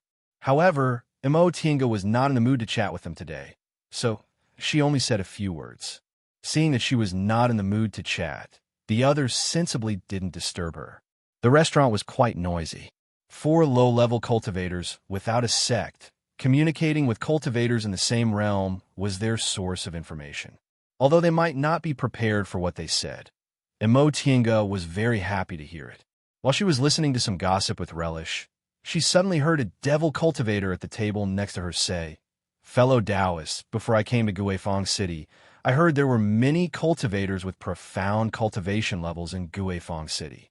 I've been here for a month, but why haven't I seen a senior in the core formation realm?" This cultivator's question might be very strange in other places. How could it be so easy to see a core formation cultivator? But in Guifeng City, it wasn't strange at all. Guifeng City was one of the biggest devil territories. Not only were there many core formation cultivators under Guifeng Devil Monarch, but there were also many cultivators who settled in Guifeng City. Although low-level cultivators like them couldn't chat with them, they had many opportunities to meet them. There were two people sitting at the same table with this devil cultivator. One was a youth with a knife scar on his face, and the other was a skinny old man. Upon hearing this question, the old man still drank his tea with relish, but the other youth immediately smiled and said, "Brother Yin, there's something you don't know. If you came to Guifeng City on a normal day, it would be very easy for you to see a core formation senior. But now, the timing isn't right. Not to mention our Guifeng City. I'm afraid the core formation seniors from other devil territories aren't in the city." Oh. The devil cultivator called Brother Yin was surprised. What timing? Did something big happen? Something big. Something really big. The knife-scarred youth shook the wine cup in his hand, ate a mouthful of dishes cooked by demonic beasts, then said, "Brother Yin, I presume you haven't been to this kind of place recently, right? Not to mention our Guifeng City. There's practically no devil cultivator who doesn't know about this matter." Emo Tienga, who inadvertently overheard this, couldn't help but prick up her ears. Something big happened in the devil cultivator world? What kind of thing could it be that involved so many core formation cultivators? Fellow Taoist Duan, don't keep me guessing. What's the matter? I'm always impatient. The knife-scarred youth chuckled. Now that he had aroused devil cultivator Yan's curiosity, he said, "Brother Yin, have you ever heard of a magic weapon called Heavenly Devil Tower?" Heavenly Devil Tower? What's that? Judging from his tone, it seems to be an extraordinary magic weapon.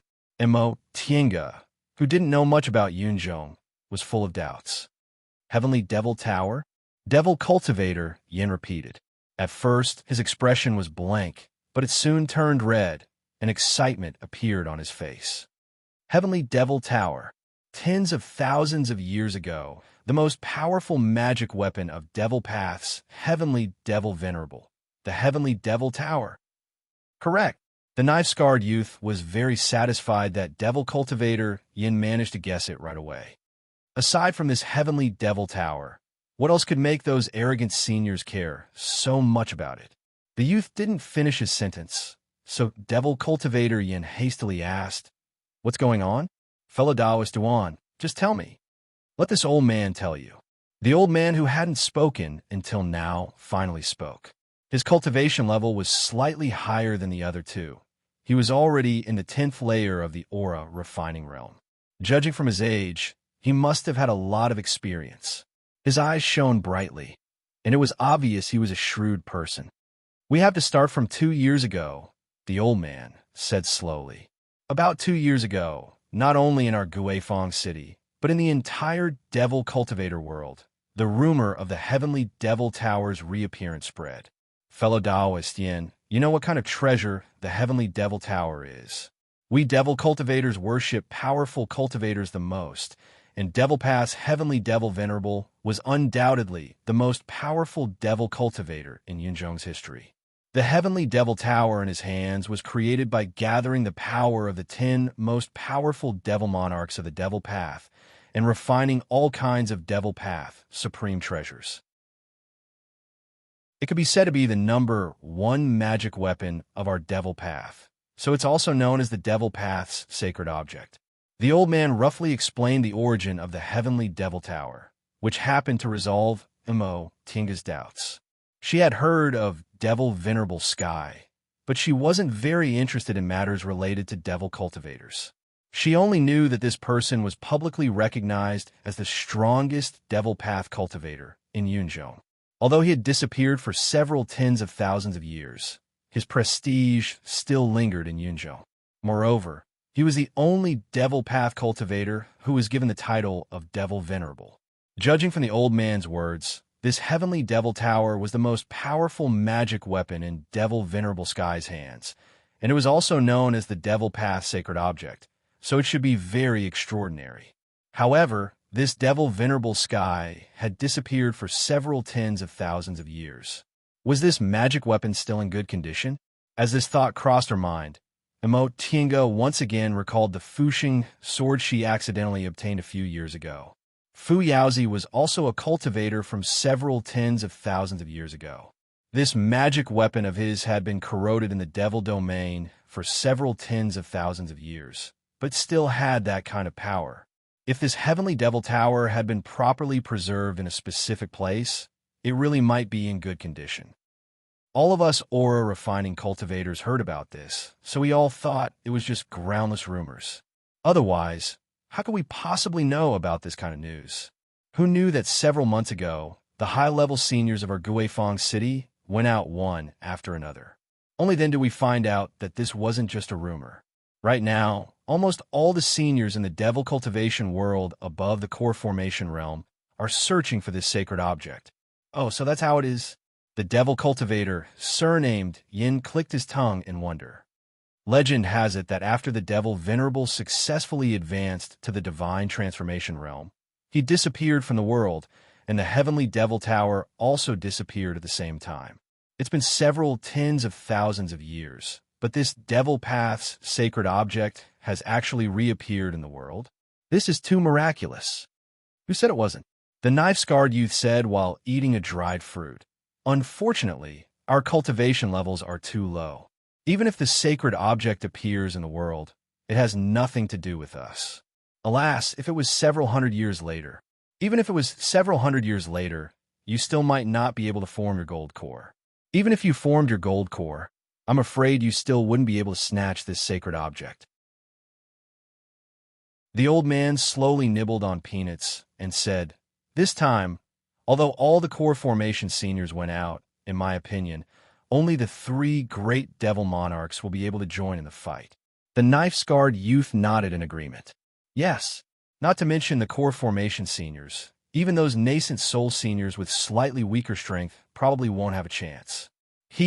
The sacred object of our devil path, will naturally fall into the hands of the strongest devil cultivators. Other people will just watch the fun. Correct. I hope our city lord can snatch the sacred object. That way, our Guifang city will become the #1 devil domain in the future. At that time, small cultivators like us will also have a lot of benefits. These devil cultivators continued to talk for a while before they changed the topic to something else. The appearance of the devil path's sacred object was naturally an extraordinary event for the entire devil cultivation world. But for small cultivators like them, it was nothing more than gossip. Tinga muttered to herself for a while before she called the waiter, paid the bill, and left the restaurant. On the surface, this matter seemed to have nothing to do with her. However, if she thought about it carefully, it might not necessarily be the case.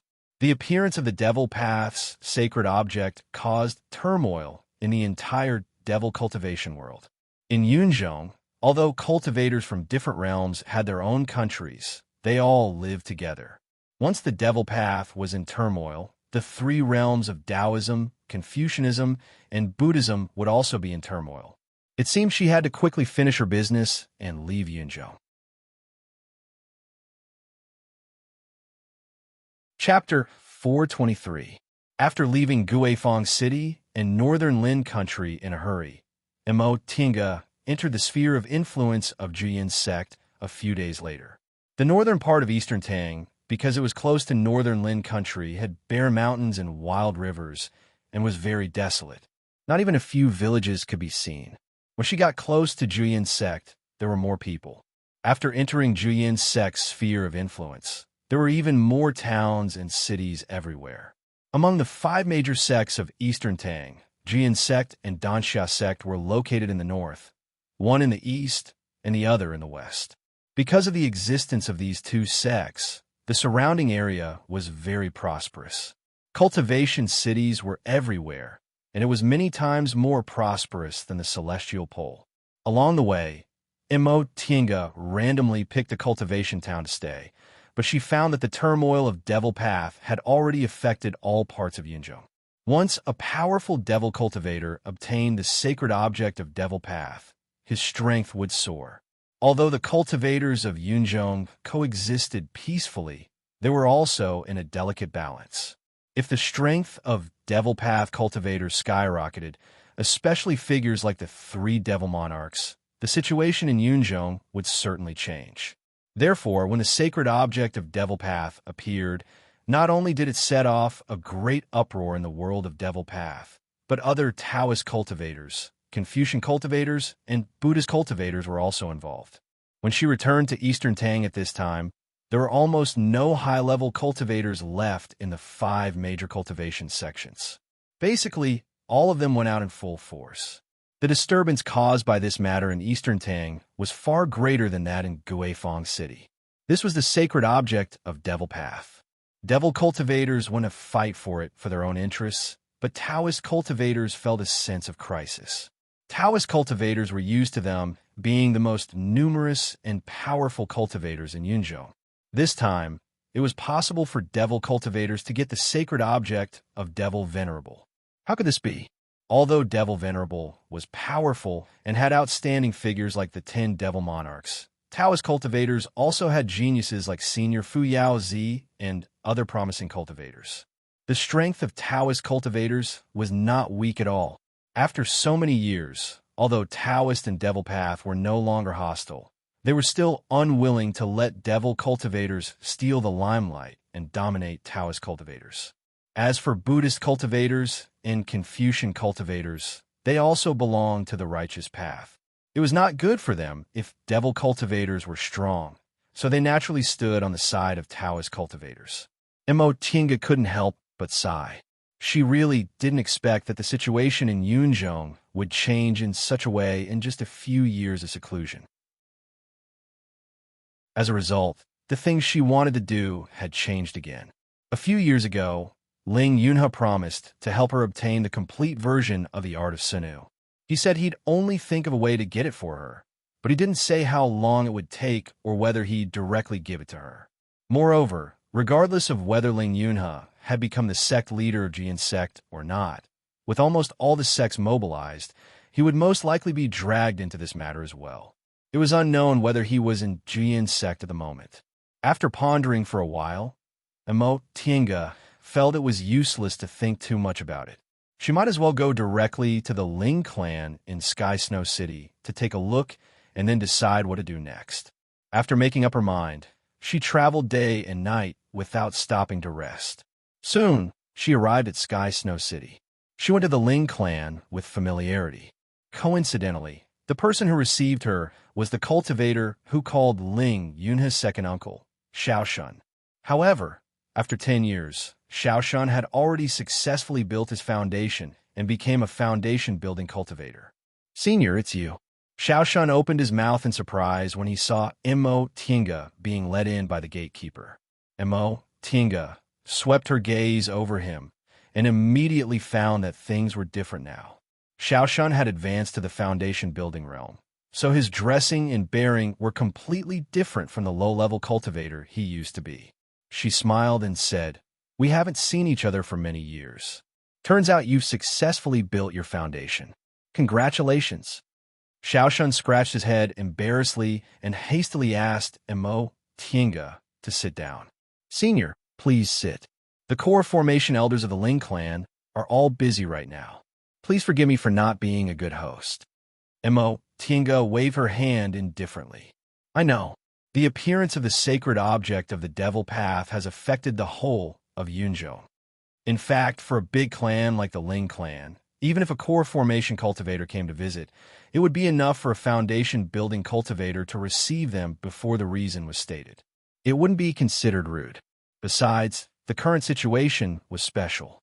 According to her estimation, the Ling clan's nascent soul ancestor was most likely chasing after the Devil Realm's sacred object. There were probably only a few core formation cultivators left in the Ling clan, and they were probably all busy and didn't have time to receive her. Seeing that Mo Tinga didn't mind, Xiaoshun sighed in relief and said apologetically, "Since Senior knows the reason, I won't explain much." The servants of the Ling clan were all well trained. At this time, They had already served tea quickly. After Imo Tienga drank the tea, Xiaoshan said, "Senior, did you come to look for second uncle?" Imo Tienga put down the teacup and nodded. "Yes, but I wonder if fellow Taoist Ling is in the manor or inside Juyan sect." Xiaoshan shook his head and said apologetically, "Unfortunately, second uncle went out with the ancestor several months ago. I don't know when he'll come back." Imo Tienga was stunned for a moment before she sighed. "I guessed fellow Taoist Ling probably couldn't avoid the matter of the Devil Path's sacred object. I just came to ask with the slightest hope. Senior doesn't have to be so disappointed." Xiaoshan smiled and said, "Although second uncle isn't here, Junior has already been informed about Senior's matter." "Oh." Imo Tienga was slightly happy. In that case, she didn't come here in vain. "May I know what fellow Taoist Ling said?" Xiaoshan said, "Second uncle said that Senior has already prepared your reward. However, this matter is very important, so it's inconvenient to tell him. He asked him to personally hand it over to you when he comes back." Imo Tienga was stunned. "Is that so?" What she wanted was the complete art of Sunu, including cultivation techniques for those in the nascent soul realm and above. Moreover, this thing was a treasure of Danxia sect, so it wasn't wrong to be so cautious. However, the emergence of the Devil Path's sacred object this time would involve a lot of cultivators. She could imagine the chaos that would ensue. How could Ling Yunhe guarantee that he'd come back alive and fulfill his promise? If Ling Yunhe died on this trip, wouldn't that mean she wouldn't be able to get it? After hesitating for a while, Imo Tienga asked, "Can you contact him now?" Xiaoshan hesitated for a moment before answering, "Junior can't. However, second uncle also told me that if Senior really wants to come and look for him during this period of time, Junior can tell Senior where to find second uncle." "Oh." Imo Tienga was a bit surprised. Although she knew most of the core formation cultivators in Yunzhong were involved in this matter, she never thought about asking about their whereabouts, because this kind of matter was definitely a secret that couldn't be passed on. But now, from what Xiaoshan said, it seemed he could tell her. Imo Tienga pondered for a moment, then asked, "Isn't this matter the sect's secret? Why can you tell me?" Xiaoshan smiled and shook his head. "Senior, it's true that this matter is confidential, but how could it be confidential when almost all the high-level cultivators in Yunzhong were involved? Senior is also a core formation cultivator, so if you really want to know, you still have a way to inquire about it. That being the case, what's wrong with me telling Senior?" What he said was true. With more people involved, even the most confidential matter wouldn't be confidential anymore. Imo Tienga smiled, then asked, "Then tell me, where can I find him?" Xiaoshan smiled and looked at her. He only said 3 words, "Returning Ruins Sea." Imo Tienga was startled and frowned. "Returning Ruins Sea?" "Correct." Xiaoshan took out a map made of animal skin from his robe and spread it on the tea table. This was a simple map of Yunzhong. Only the outline of Yunzhong's continent was drawn, but the internal sea was extremely detailed. Every island and every part of the sea was clearly shown. "Senior, if you want to find second uncle, you should go to this island." Imo Tienga looked at the island next to the returning ruins Sea Xiaoshan pointed at and asked, "Where is he?" Xiaoshan shook his head. "It's just that second uncle told me to do so. In Junior's opinion, Senior's chances of running into second uncle here aren't high." Imo Tienga was silent. This island was obviously a place where Juyin sect cultivators passed by. Ling Yunhe had something to do, and it was a big matter that involved the whole sect. So how could he wait for her here? Besides, he also didn't know she would really come to the Ling clan at this time. Therefore, this was only a possibility. She thought for a while, then asked, "What if things went smoothly? Did he say when he would come back?" Xiaoshan was silent for a while, then shook his head softly with a melancholy expression. "I don't know. Since Senior already knows what happened, you must also understand that this is a great turmoil that affects the whole of Yunzhong. No one knows whether Senior can come back alive or not." Imo Tienga was silent for a while, then pointed at the map on the tea table. "Can you give this to me?" Xiaoshan regained his composure and said with a smile, "Of course." He then rolled up the map and offered it with both hands. Mo Tinga accepted it, then said, "Thank you for passing the message, but I haven't decided whether to go or not. How about this? If fellow Taoist Ling comes back, and I haven't gone to look for him, please tell him I'll find a suitable time to visit him." Xiaoshun nodded with a smile.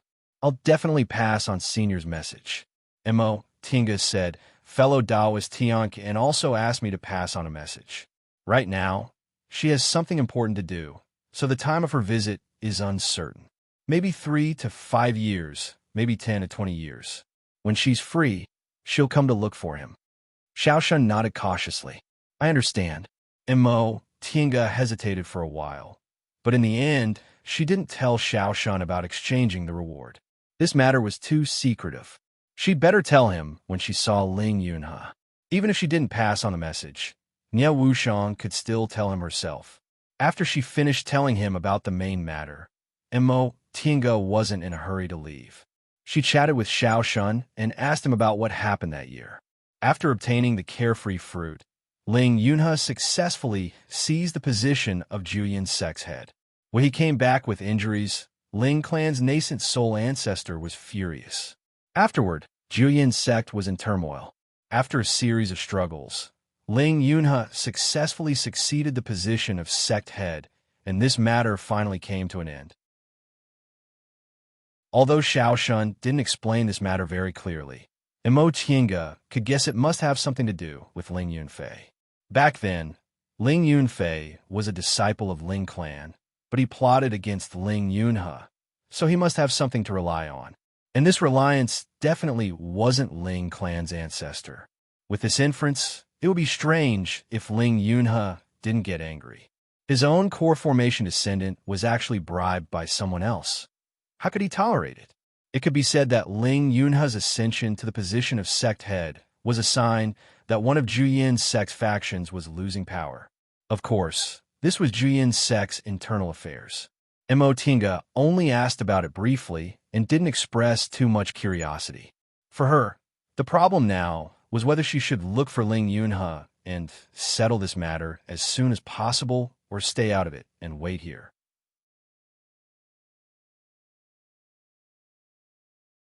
Chapter 424. The turmoil caused by the sacred object of the demonic path was even beyond Mo Tinga's imagination. After leaving the Ling clan, she didn't immediately go to the Sea of Returning Ruins to look for Ling Yunhe.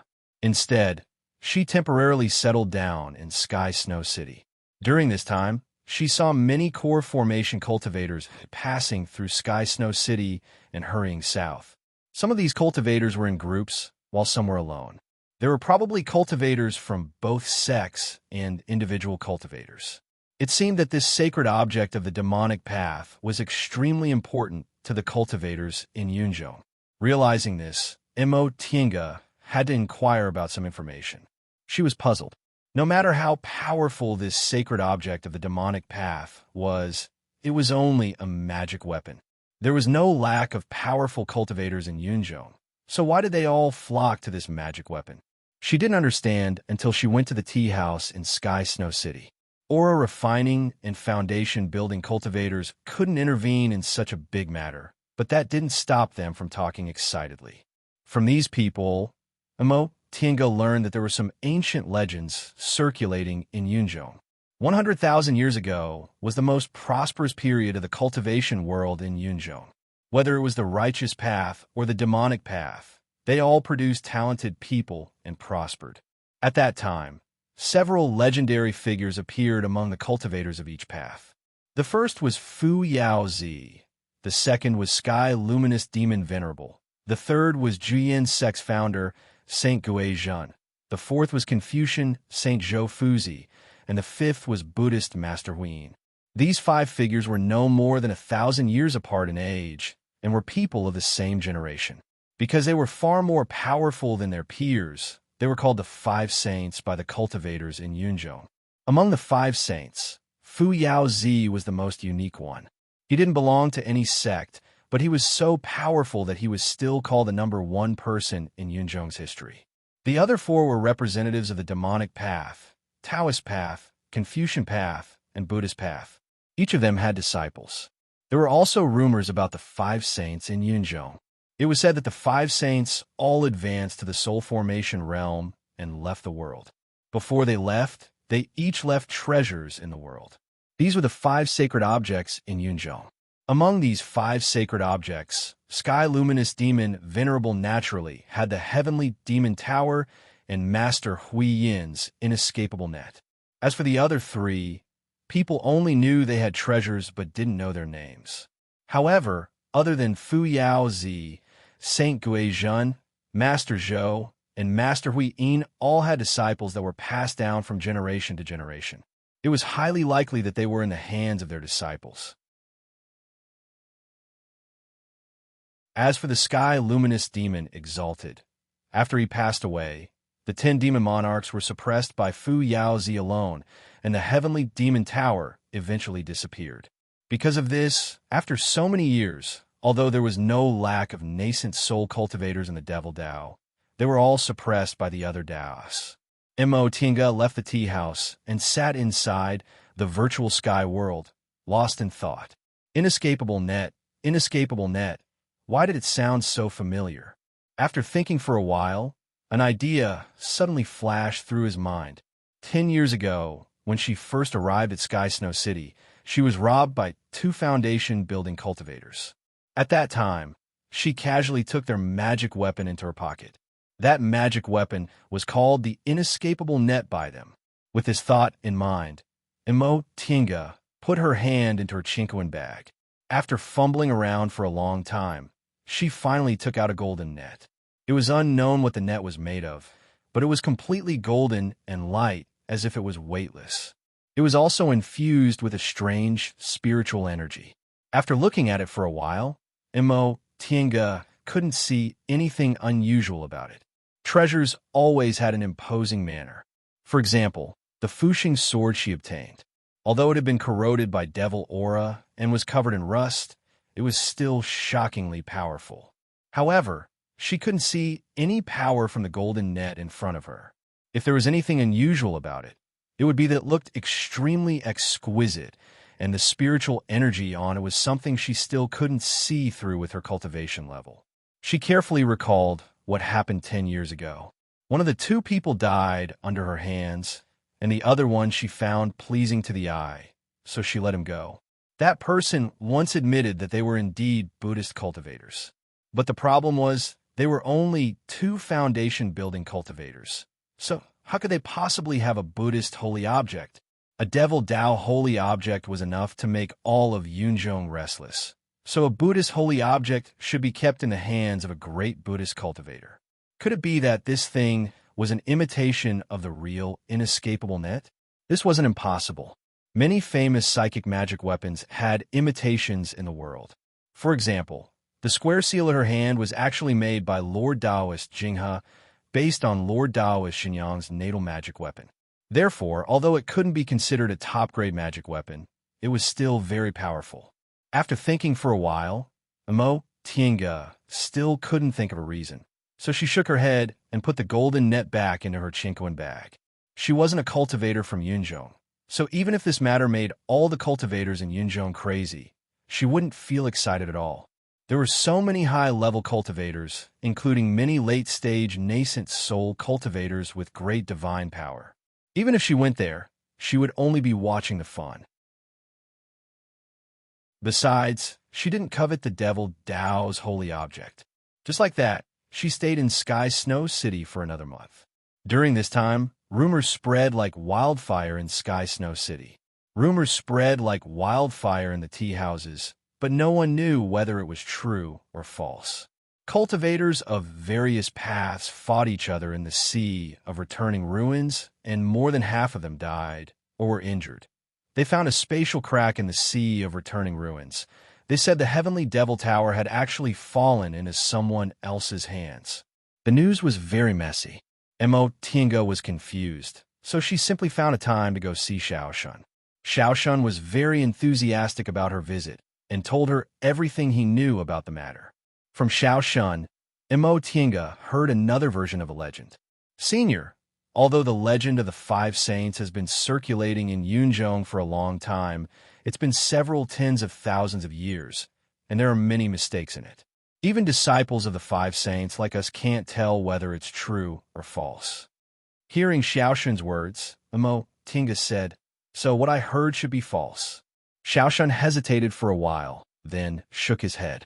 "It's not completely false. The five saints themselves and the five holy objects they left behind should all be true. But there were others that were fake. For example, only Demon Venerable Skylight and Fu Yaozi can be confirmed to have reached the deification realm. The others, including Arjian sect's Saint Gui Zhen, are only rumored to have reached the deification realm.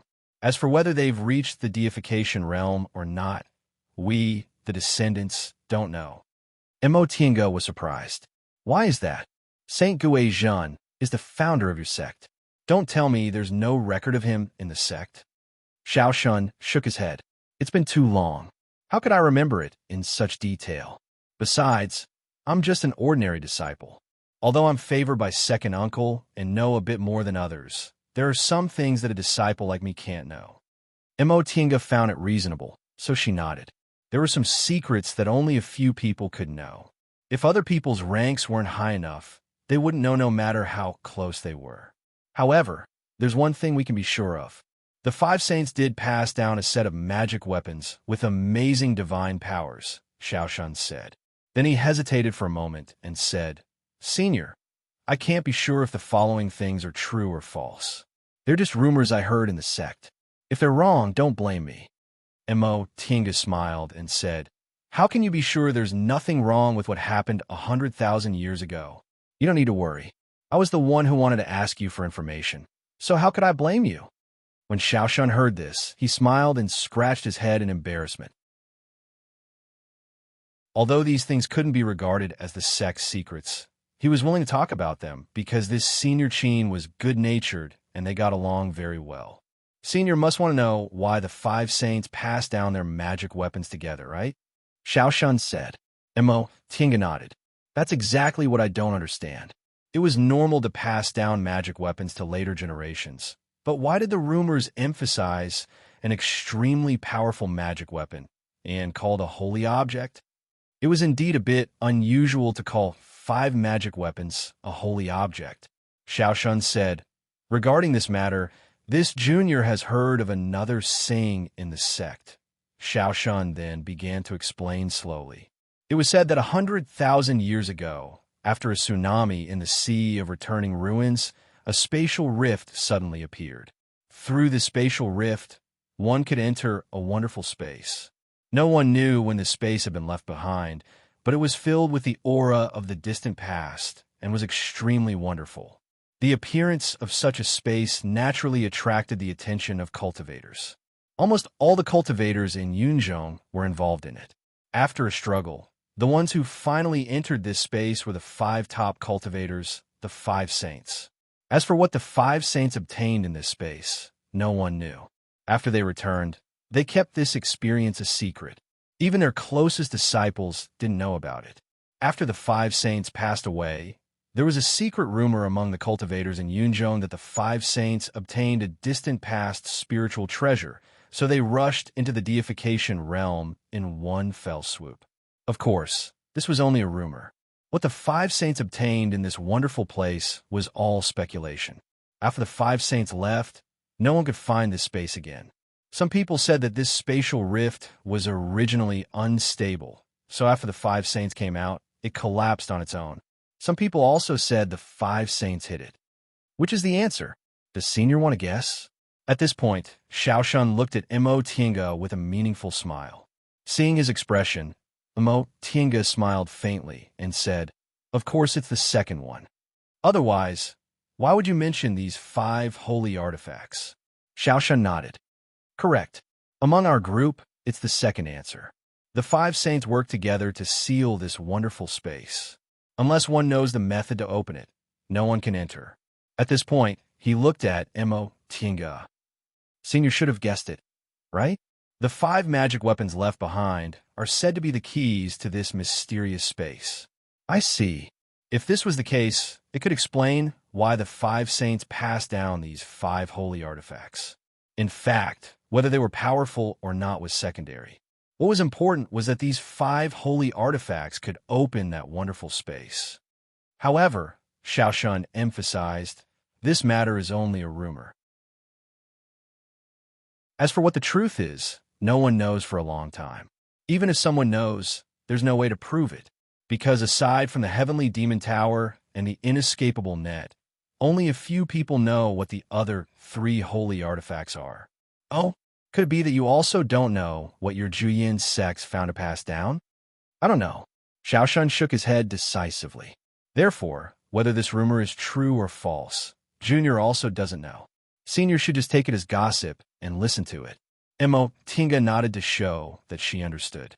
She then said, in that case, the reason why so many cultivators from Yunzhong rushed to the Heavenly Demon Tower wasn't only because they were afraid devil cultivators would obtain it and greatly increase their power, but also because of this rumor? Probably. Xiaoshan didn't give a definite answer. I don't know about the rumors in other cultivation groups. Tinga thought for a while, then stood up with a smile. I understand. Thank you for telling me this. Whether it's true or false, I'll just take it as an interesting story.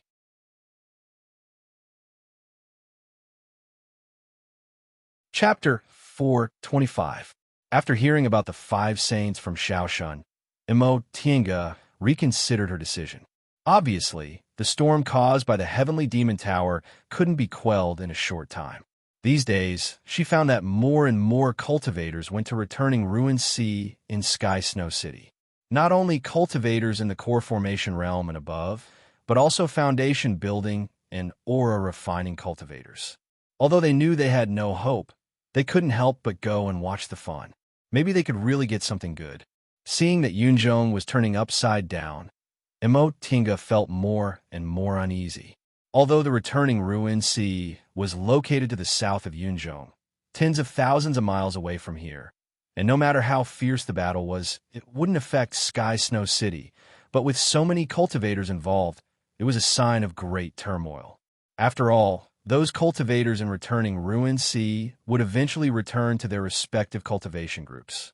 How could they let go of the enmity they formed in returning Ruined Sea? If a fight really broke out, the whole of Yunzhong would be involved. Thinking of this, Tinga raised her eyebrows.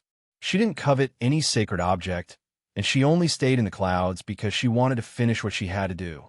But in the current situation, if she stayed in the clouds for too long, she would probably be involuntarily dragged into it. What should I do? It wasn't a good idea to look for the clouds soaring crane. Returning Ruined Sea was now a troublesome place. Should I wait here? Unless she closed her door and wholeheartedly cultivated. Once Yunzhong was in chaos, it would be very troublesome for her. Besides, she had a hunch that since the Heavenly Demon Tower appeared, what about the other holy relic? If she wasn't careful, the turmoil brought by these holy relic might affect Yunzhong for years, decades, or even centuries. If that was the case, there was no need for her to stay in Yunzhong anymore. After a short consideration, Tinga finally decided to give up on the art of Sunu and return to the Celestial Pole.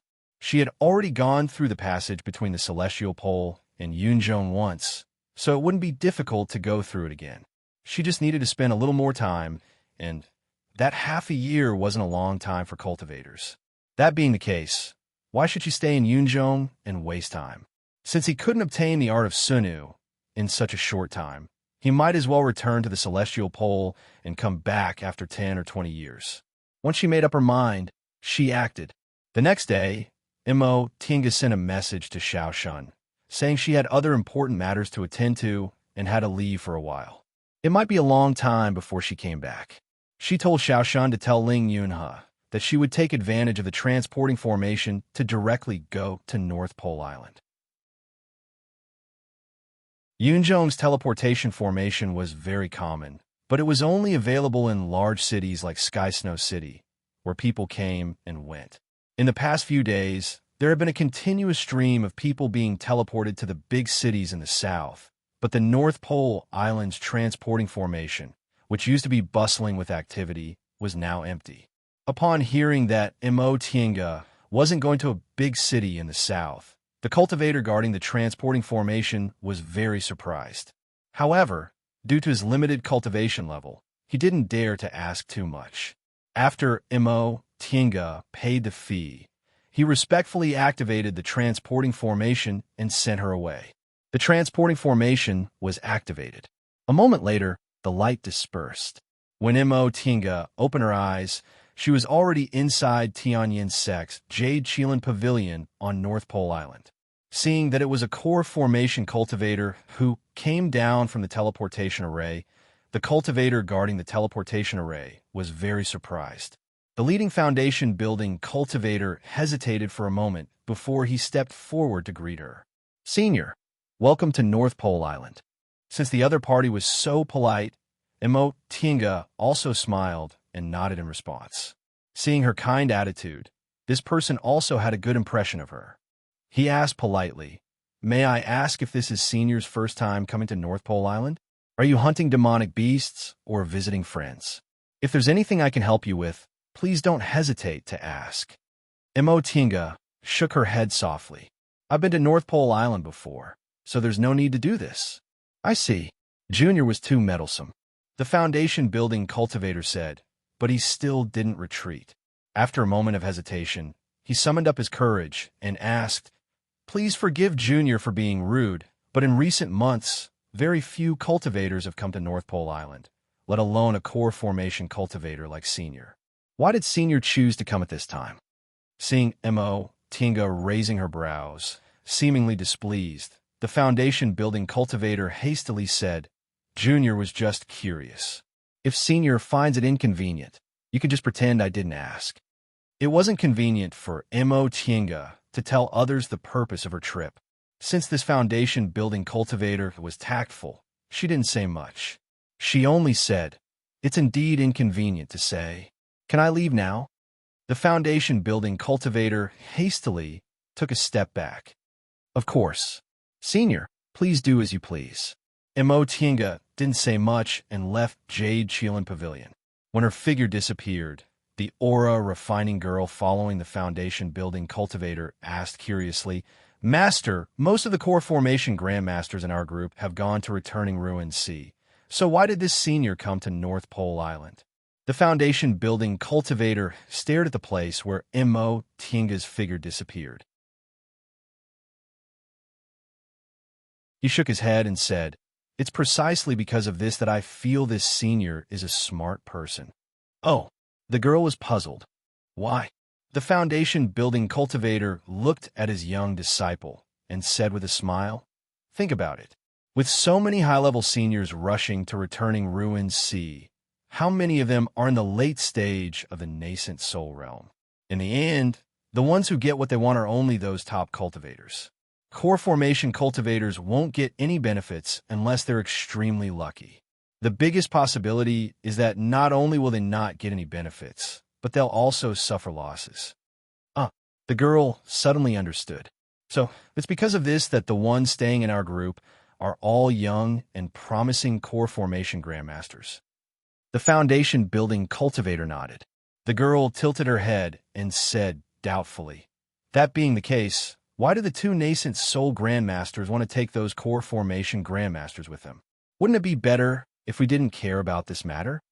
The foundation building cultivator shook his head and said with a smile, "Everything in the world can be measured by benefits. For the sake of benefits, we naturally have to take big risks. Think about it.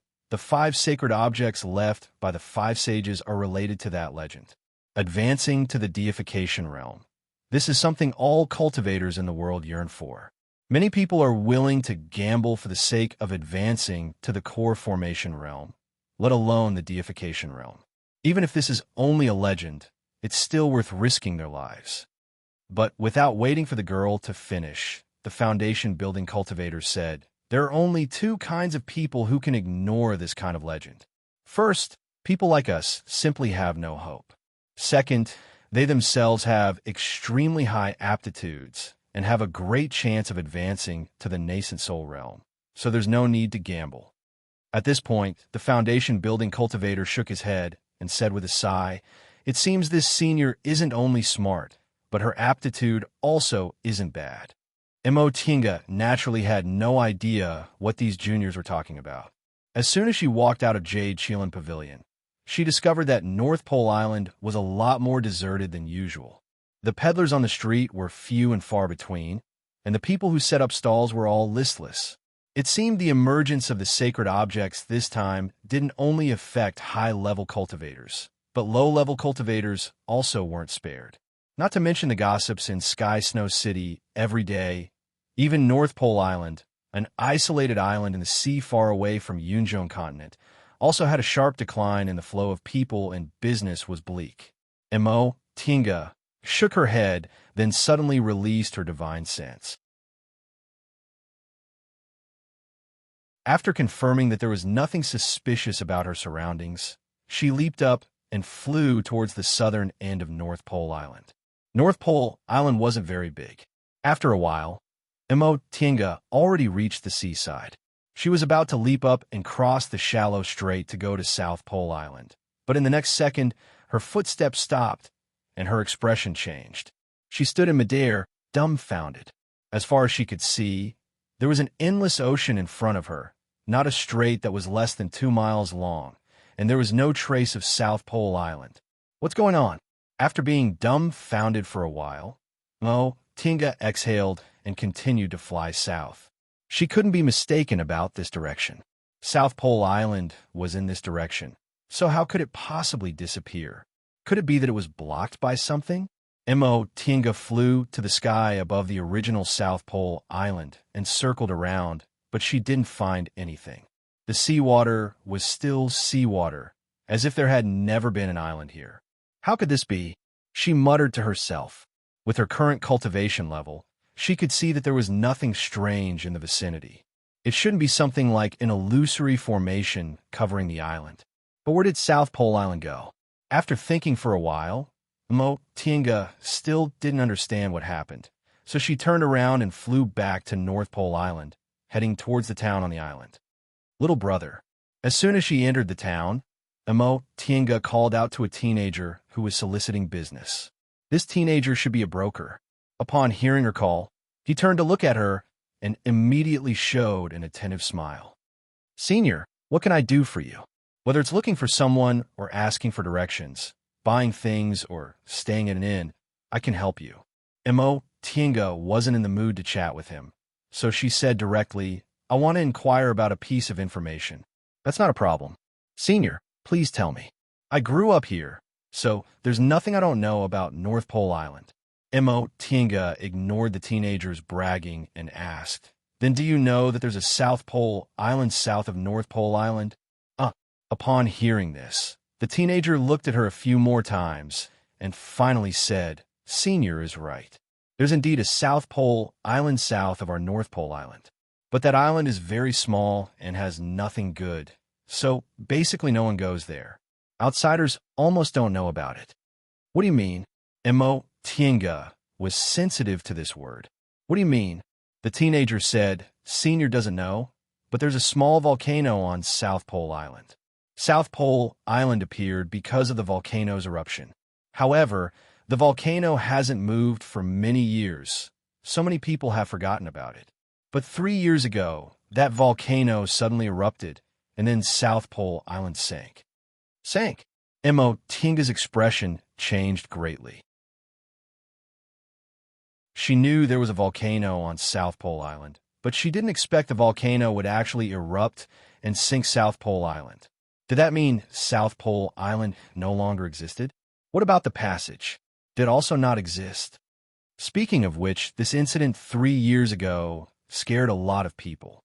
It said that some cultivators escaped from South Pole Island, and immortals sank along with South Pole Island. Fortunately, that volcano was only a small one, so it didn't affect North Pole Island. At this point, the teenager carefully looked at Mo Tinga. "Senior, are you going to South Pole Island to look for someone? If you're looking for those cultivators, I can help you inquire about them. They should still be alive." After a long time, Mo Tinga shook her head blankly. She casually threw him several spirit stones, then turned around and left. She didn't care about the people on South Pole Island, but if South Pole Island sank, how could she go back?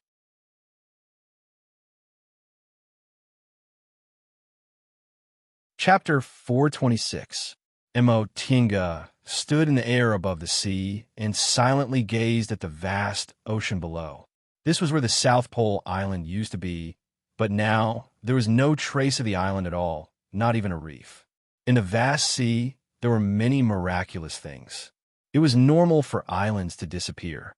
Some islands disappeared overnight, while others suddenly reappeared. Like the South Pole Island, which appeared and disappeared because of a volcano many years ago. It wasn't strange at all. However, what happened to the other islands had nothing to do with Mo Tinga. This South Pole Island, on the other hand, was the link between the Celestial Pole and Yunzhong. The South Pole Island had disappeared, and the passage was gone. How could they go back to the Celestial Pole? Mo Tinga didn't know that ever since she heard this news, she had been at a loss for several days. There was no doubt that he had to return to the Celestial Pole. She wasn't Niao Wushang. She had a master, relatives, and lover in the Celestial Pole. So how could she cast them aside as if they had nothing? However, how could they go back to the Celestial Pole? The South Pole Island had disappeared, and the passage no longer existed. Didn't that mean he had to cross the South Sea like Niao Wushang? However, even nascent soul cultivators couldn't guarantee their safety in crossing the South Sea. Could it be that she was hoping to have the same luck as Niao Wushang? Luck was luck because it didn't necessarily come. If she saw Niao Wushang safely crossing the South Sea and rashly tried it, it would be too risky. She wanted to return to the Celestial Pole, but she absolutely didn't want to risk her life like this. After thinking for a while, Mo Tinga heaved a sigh and untied the spiritual beast pouch tied around her waist. Master, Lil Fan's cyan body came out of the spirit beast bag. It was a sea beast. As soon as it came out of the spirit beast bag, it keenly smelled the scent of the sea and was overjoyed. Master, where is this? Mo Tinga gently patted its head and said, Xiao Fan, this is where we came from, remember? Huh? Yifan blinked her eyes in confusion. Where did you come from? Mo Tinga said, It's the place where we came to Yunzhong through the underground sewer. Upon hearing what she said, Yifan quickly understood and said in amazement, Master, you mean? It turned its head to look around, but all it saw was the vast sea and the North Pole Island not far away. Where's the hot spring? The island disappeared? Mo Tinga nodded. Lil Fan lived in the sea all year round, so it was easy for it to understand the disappearance of the island. What should we do? Yifan wagged her tail and jumped around her. Can't we go back? Can I go to Donghai in the future? Would I never see Grandpa again? No, I don't want it. Master, what should I do? Looking at the extremely anxious Xiao Fan, Mo Tinga smiled bitterly. How would she know what to do? This kind of thing was beyond a human's ability. Go down and take a look. After a while, she said, I wonder if this island has sunk to the bottom of the sea. Go down and see if the passage is still there. Yes. Hearing her words, Yifan was overjoyed. How could I forget? The island sank. Maybe it's just this part of the passage that's broken. Maybe it can be reopened. Master, I'm going. After saying that, Yifan hurriedly dove down, and with a huala sound, it drilled into the sea. With a flick of its cyan tail, it swiftly dived down. Mo Tinga was left standing in the sea breeze, still speechless. Although she let Yifan go down to find the passage, she actually did not have much hope in her heart. What happened in the vast sea was beyond the reach of a human's ability. That passage led to the bottom of the sea. How could an island be destroyed by a volcanic eruption? She was afraid that the lava would pour back into the passage when it erupted and completely block it. If this was on land, it would be fine. At worst, she could break mountains and rocks and search slowly. But this was the sea. Even if she was a high-level cultivator and could dive into the sea for a short time, she could not open a passage at the bottom of the sea.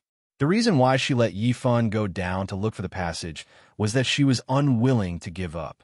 What if she was lucky and the passage could be used as long as it was slightly cleaned? Holding this kind of hope, Mo Tinga waited silently. 1 hour for hours. 1 day, 2 days, Yifan never came up. Mo Tinga was not worried that something might happen to it. They had a spiritual beast contract. If something happened to Yifun, she would sense it more or less. Besides, Yifun was a sea dragon. This sea area was so close to the North Pole Island, so there would be no high-level sea beasts. How could those low-level sea beasts be a match for a sea dragon? Maybe Yifun was unwilling to give up, so it kept looking for it. On the third day, the sea finally fluctuated. With a splash, Yifun came out of the sea. Master, seeing Imo Tinga, Yifun approached her with grievance and rubbed its head against her arm. Seeing Yifun's depressed look, Imo Tinga had already guessed the result. Fortunately, she was mentally prepared. She just sighed and stroked its head. Let's think of another way. Yifun had been with Imo Tinga for more than 10 years. In the beginning, it only trusted her because of the spiritual beast contract. But after so many years, it ate so many medicinal pills from her and fought side by side with her. This trust had become trust. It believed that its master must have a way to solve it. Sitting cross-legged in the air, Imo Tinga had no intention of leaving, so Yifun also stayed motionless beside her. After thinking for a while, Imo Tinga opened another spiritual beast bag. This time, it was Fei Fei that came out. And where's this? As soon as it came out of the spiritual beast bag, the sea breeze blew on its body. Fei Fei shivered and smoothed its fur. Ah, the sea. Although Fei Fei wasn't a sea beast, it also lived on an island in the East Sea. Seeing the sea, it was very happy. Master, where is this? Since its awakening, Imo Tinga hadn't seen Fei Fei so cheerful and childish. Although she was very annoyed, she couldn't help but raise the corner of her mouth and show a little smile. She stroked Fei Fei's smooth fur and said, Fei Fei, we can't go back. Huh? Fei Fei was happy, but when it suddenly heard this, it blinked its eyes in confusion. Imo Tinga said, the passage we used to come from the celestial pole collapsed, so we can't go back the way we came. Oh, upon hearing this, Fei Fei just responded and said indifferently, if you don't want to go back, then don't go back. It's also good here. It wasn't like Xiao Fan, who had elders and relatives and was no different from humans. It was captured and became a spiritual beast as soon as it was born, so it had no concept of its hometown and no nostalgia for the celestial pole. As long as the virtual sky world was still there, going back or not wasn't important to it all. Based on Fei Fei's tone, if it wasn't because she was powerless to get angry, Imo Tinga really wanted to throw it down from here. Ever since its awakening, this guy only knew how to annoy people. Don't go back. That's easy for you to say. Not to mention anything else, my sea of knowledge was once imprinted by a top cultivator. If I don't do what he asked me to do within 200 years and let him remove the imprint for me, I can only live for 200 years. Imo Tinga frowned. Now, I only have about 120 years left. Fei Fei blinked. This happened before the two of them formed a spiritual beast contract, so it naturally didn't know about it. Don't say this has nothing to do with you. Imo Tinga gave it a cold look. If I die, the virtual sky world will become an ownerless object. Either you cultivate inside until you reach the realm of void treading, or you wait for the next master to recognize you as its master.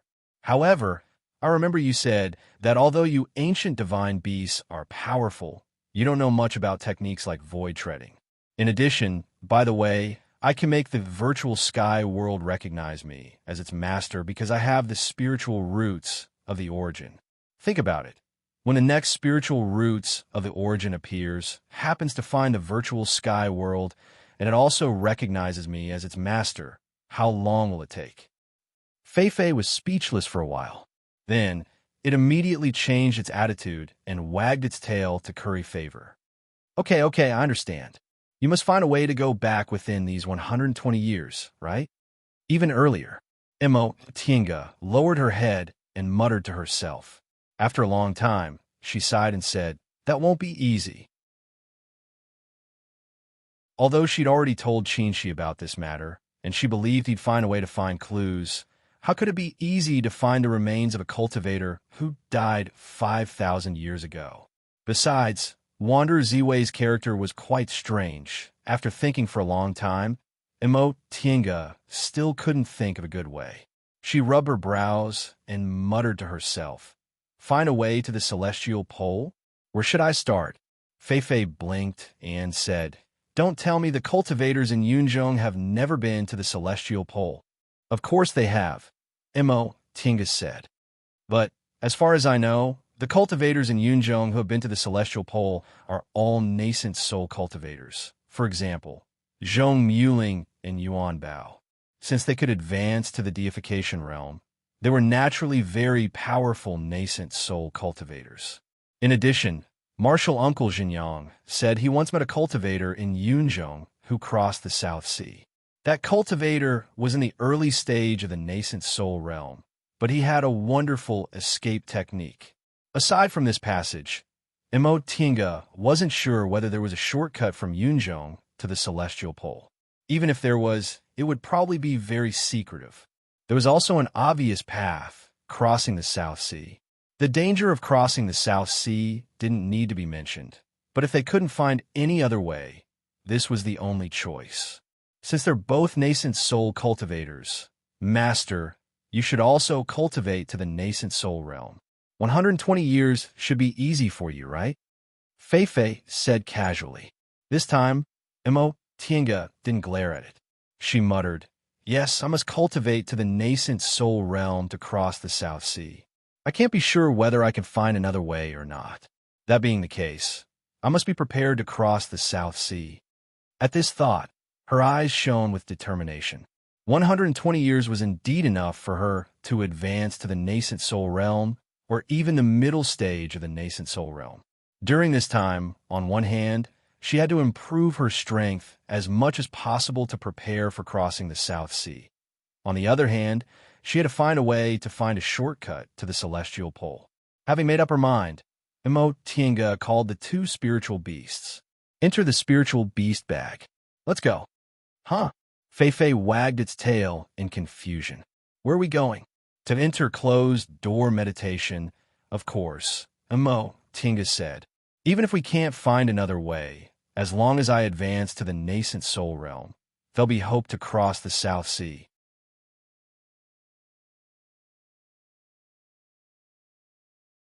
Chapter 427. It's really not easy to subdue this primordial devil aura. Nie Wushang sighed and opened her eyes. Tiange had been gone for some time, but she was still in closed-door meditation every day, working hard to subdue this primordial devil aura. However, from the time she regained consciousness 5 years ago until now, the amount of primordial devil aura she subdued was pitifully small. At this rate, she estimated her closed-door meditation would last for more than 100 years. It wasn't that she couldn't bear loneliness. Living with someone like Master Song Feng for more than 100 years, what else couldn't she endure? However, as long as she didn't solve this problem, she couldn't feel at ease. Is there any way to shorten this time? Nie Wushang thought silently. Suddenly, she sensed something, stood up, walked out of the cultivation room, and opened the stone door of the cave. "I'm back again." Tiange stood outside the cave, seemingly about to send her a message, but when she saw her, she shrugged helplessly. Nie Wushang was surprised. "Didn't you go to see Ling Yunhe? Are you done?" "Do I look like I'm done?" She sighed and walked into the cave. "You don't mind if I continue to live here, do you?" Nie Wushang was the one who paid the rent last time. "Whatever," Nie Wushang said, closed the stone door, opened a restriction, and asked, "What's going on?" After tidying up her clothes, pouring tea, and sitting down at the stone table, Tiange said, "I can't go back." "Huh?" Nie Wushang was stunned and puzzled. "What do you mean? I can't go back to the celestial pole?" Tiange said. Nie Wushang was stunned for a long time before she realized what she meant. She said incredulously, "You mean the way you came here is blocked?" Tiange didn't tell Nie Wushang in detail how she came to the celestial pole. Nie Wushang also knew this kind of thing was mostly a secret, so she didn't ask. Although she didn't know the inside story, she guessed Tiange's road must be very safe since she didn't take it seriously. But now Tiange actually said she couldn't go back? Since the passage had disappeared, it couldn't be considered a secret. Mo Tinga simply told her about the road and the disappearance of the South Pole Island in detail. After Mo Tinga finished speaking, Nie Wuxiang was speechless for a long time. The passage that had existed for 5,000 years actually collapsed a few years after she came to Yunzhou. What else could she say? This was already bad luck to a certain extent. A good while later, Nie Wuxiang asked, "Then what do you plan to do now?" Mo Tinga smiled bitterly. "What else can we do? We can only find another way. We can't just stay in Yunzhou." "And you're not me?" Nie Wuxiang pondered for a moment. "If you can't find it, are you planning to cross the South Sea?" "Yes. That's why I came back to find you. Firstly, if you want to cross the South Sea, you'll need to be stronger. Secondly, you've done this before. Let me ask you about your experience." Without hesitation, Nie Wuxiang said, "The reason why I was able to reach Yunzhou safely was because of luck and the treasures I stole from Master. To tell you the truth, luck played a big role in this. If one could safely cross the South China Sea by relying on a magic weapon, how could Yunzhou and the Celestial Pole not have any contact for so many years? However, if you need it, I can lend you that magic weapon." Mo Tinga was stunned. She came to ask Nie Wuxiang about her experience crossing the South China Sea, but she never thought she would be willing to lend her magic weapon. Magic weapons were cultivators' most precious and private things. Even good friends wouldn't lend them to each other.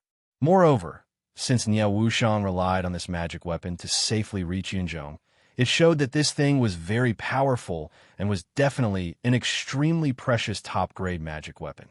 The most important thing was that after she returned to the Celestial Pole, she didn't know whether she would come back to Yunzhou again. If she didn't come back, she wouldn't be able to return it. Seeing her expression, Nie Wuxiang already understood what she was thinking. She said faintly, "You don't need to think too much. This thing may be very powerful, but it's useless to me now." After a pause, she said, "Let's talk about it again when you're really going to cross the South China Sea. What about the cloud-soaring crane? You didn't finish it, but did he deny it?" "I didn't see him." Mo Tinga looked at Nie Wuxiang and smiled bitterly again. "You probably don't know, it's already chaotic outside, right?" "What?" Nie Wuxiang was surprised. "What's going on?" Mo Tinga sighed. "It's complicated to explain." After spending some time, she explained to Nie Wuxiang everything she saw and heard after she went out. Although most of it was just rumors and illusions from Yunzhou, Nie Wuxiang had never heard of these things, so she listened with great interest. There's actually such a legend in Yunzhou. Nie Wuxiang was very surprised. Although the cultivation world in Yunzhou was much larger than in the Celestial Pole, their realms weren't much higher than the cultivators in the Celestial Pole. However, if the legend of the Five Saints was true, Yunzhou's history was much more glorious than the Celestial Pole's.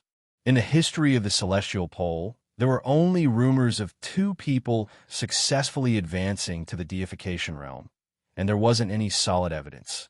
But the Five Saints were different. They had 5 sacred objects handed down from generation to generation, and most of them had disciples to pass on, so their credibility was much higher.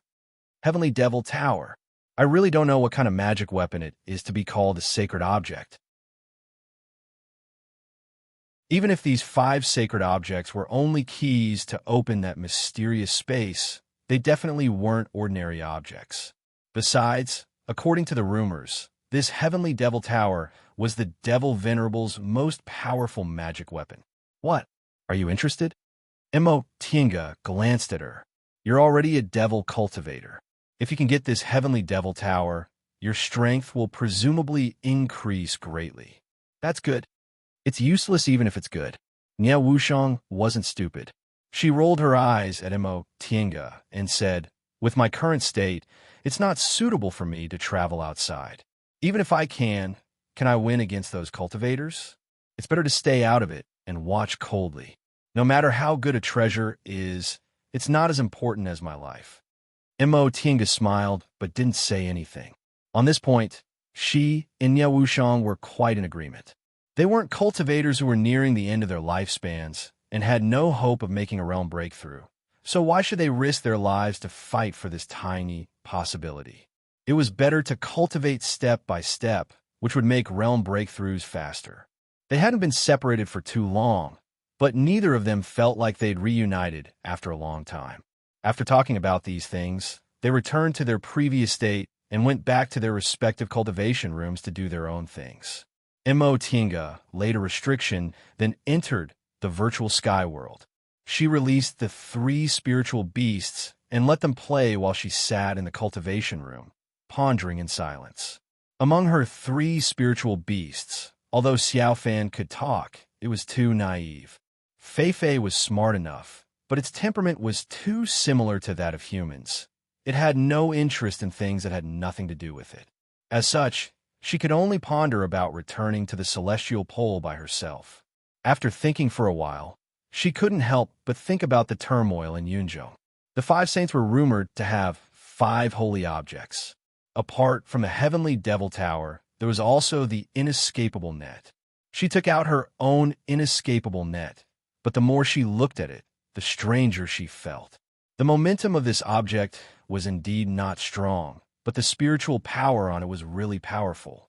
She tried to use her spiritual aura to attack it, but the result was like a clay ox entering the sea. It didn't have the slightest effect.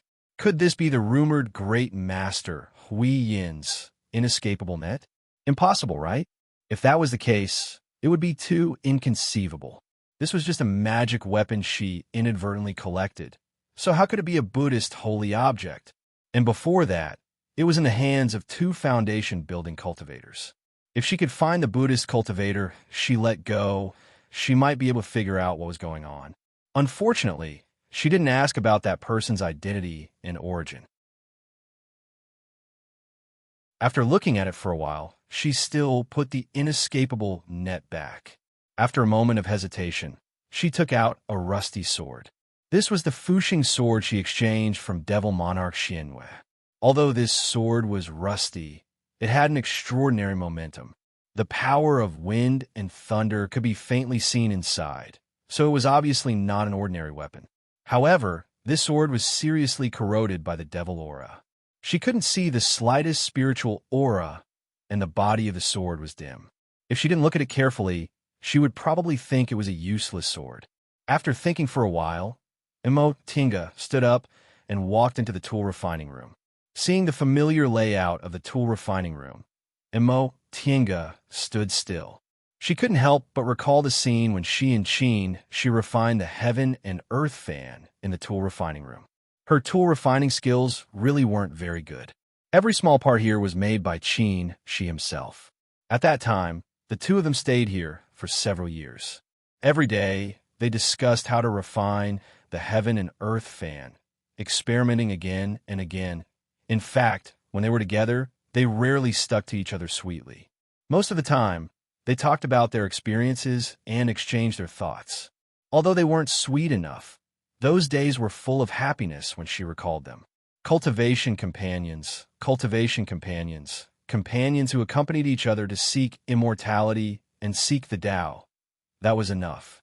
How could their affectionate relationship compare to the long years of dependence and companionship? They had been separated for 10 years after leaving the celestial pole. In fact, Mo Tinga didn't miss him much, but now that she was in the place where they used to be together and touched the tools he used, she felt a surge of longing that drowned her. I haven't gone back for so many years. Is he doing well? Has he come out of closed-door meditation? Is he worried about me? If he knows I can't go back, will he come find me? The scenes they used to be together kept emerging in her mind. The cold and taciturn senior martial brother Qin, the master Taoist Shoujing who took her to escape from Mount Yunwu, the 2 months of companionship.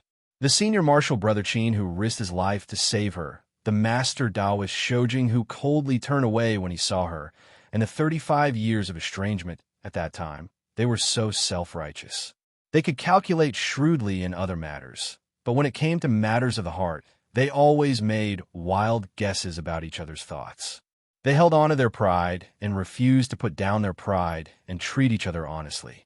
Fortunately, they finally came together and didn't waste their fate. Thinking back, Their meeting was so coincidental. If her father hadn't traveled with him, they wouldn't have met. If second uncle hadn't taken her away, she would have only regarded him as a senior when she grew up in Xianxing School. If he hadn't happened to go to Mount Yunwu, they wouldn't have had the opportunity to meet. As peers, they would have missed each other by just a little bit. Fortunately, he was the person her father entrusted her to. Fortunately, they didn't know each other when she was young. Fortunately, she had grown up before they met. The more she thought back, the more she missed him. Therefore, she had to go back to the celestial pole.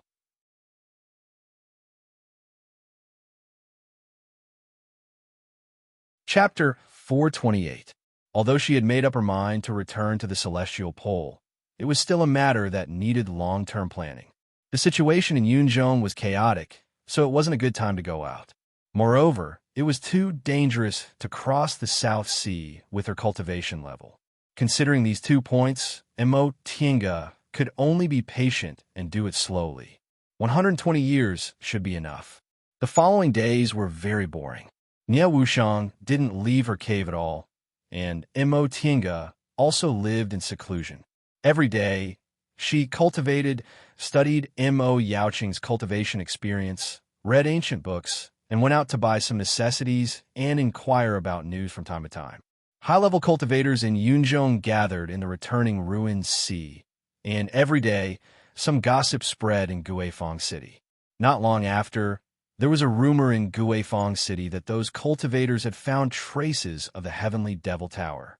The first cultivator to get the Heavenly Devil Tower had died in the returning ruined sea, and the tower fell into the hands of an individual cultivator. Later, there was another rumor that the individual cultivator escaped for several days and was discovered by a devil monarch, who killed him on the spot and took the Heavenly Devil Tower. Unfortunately, several great cultivators in Eastern Tang also discovered it at the same time, and they fell into a fight. In this fight, South Zhou's Buddhist cultivators and Confucian cultivators were also involved. Hundreds and thousands of core formation cultivators fought in the returning ruined sea, and many nascent soul cultivators also shed all pretenses of cordiality. This rumor lasted for several years. Every time Mo Tiange went out, she heard the news of a certain cultivator from a certain sect dying. Mo Tiange and Nie Wuxiang discussed this in private. After this incident, the forces in Yunzhong would probably be reshuffled. So many cultivators died, and all of them were above the core formation realm. For many small cultivation groups, this would be a disaster. As expected, after that, the rumors in Guifang City were all about how many cultivators had fallen. This storm lasted for more than 20 years before it calmed down. In the first few years, cultivators from all sides fought for the Heavenly Devil Tower, and there was a reign of terror every day. During this period, many small cultivation groups were destroyed because of this. Later, the competition was limited to the nascent soul cultivators of the big cultivation groups. At the same time, as cultivators returned to their sects, the battlefield was no longer limited to the returning ruined sea. But soon, there were many different opinions about who got the Heavenly Devil Tower, and no one could figure it out. Oftentimes, there would be sects that had feuded with each other, claiming that the other party had the Heavenly Devil Tower in their hands. Because of this, Yunzhong was in a state of chaos. In the last 10 years, the storm gradually subsided. All the sects and forces suffered heavy losses and closed their doors to recuperate. Yunzhong finally calmed down. As for who the Heavenly Demon Tower ended up in, no one knew. Apart from the people who obtained the Heavenly Demon Tower, no one else benefited from this turmoil. Instead, they lost many outstanding core formation cultivators and even nascent soul cultivators. Some people even suspected that this was a conspiracy to make the major forces in Yunzhong kill each other and consume their strength. However, there was no doubt that the Heavenly Demon Tower had appeared. Many cultivators had seen this sacred object before, but it was a pity that before they could figure out how to use it, it had been taken away by others. When Mo Tiange heard this, she thought to herself, how could these nascent soul cultivators not think this might be a conspiracy? However, as long as the Heavenly Demon Tower was real, even if they had doubts, they would still jump down willingly. Advancing to the deification realm, for these nascent soul cultivators who had almost cultivated to the extreme and had no hope of advancing, they would not hesitate to risk their lives for it. Living in Guifang City, what Mo Tiange heard the most was about Guifang Demon Monarch and his subordinates. More than 10 years ago, Guifang Demon Monarch had already returned to Guifang City with his disciples.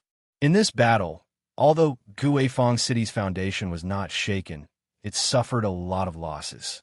For example, among Guifang Demon Monarch's disciples, the two most likely to advance to the nascent soul realm died in the turmoil. For this, Guifang City's devil cultivators were very worried.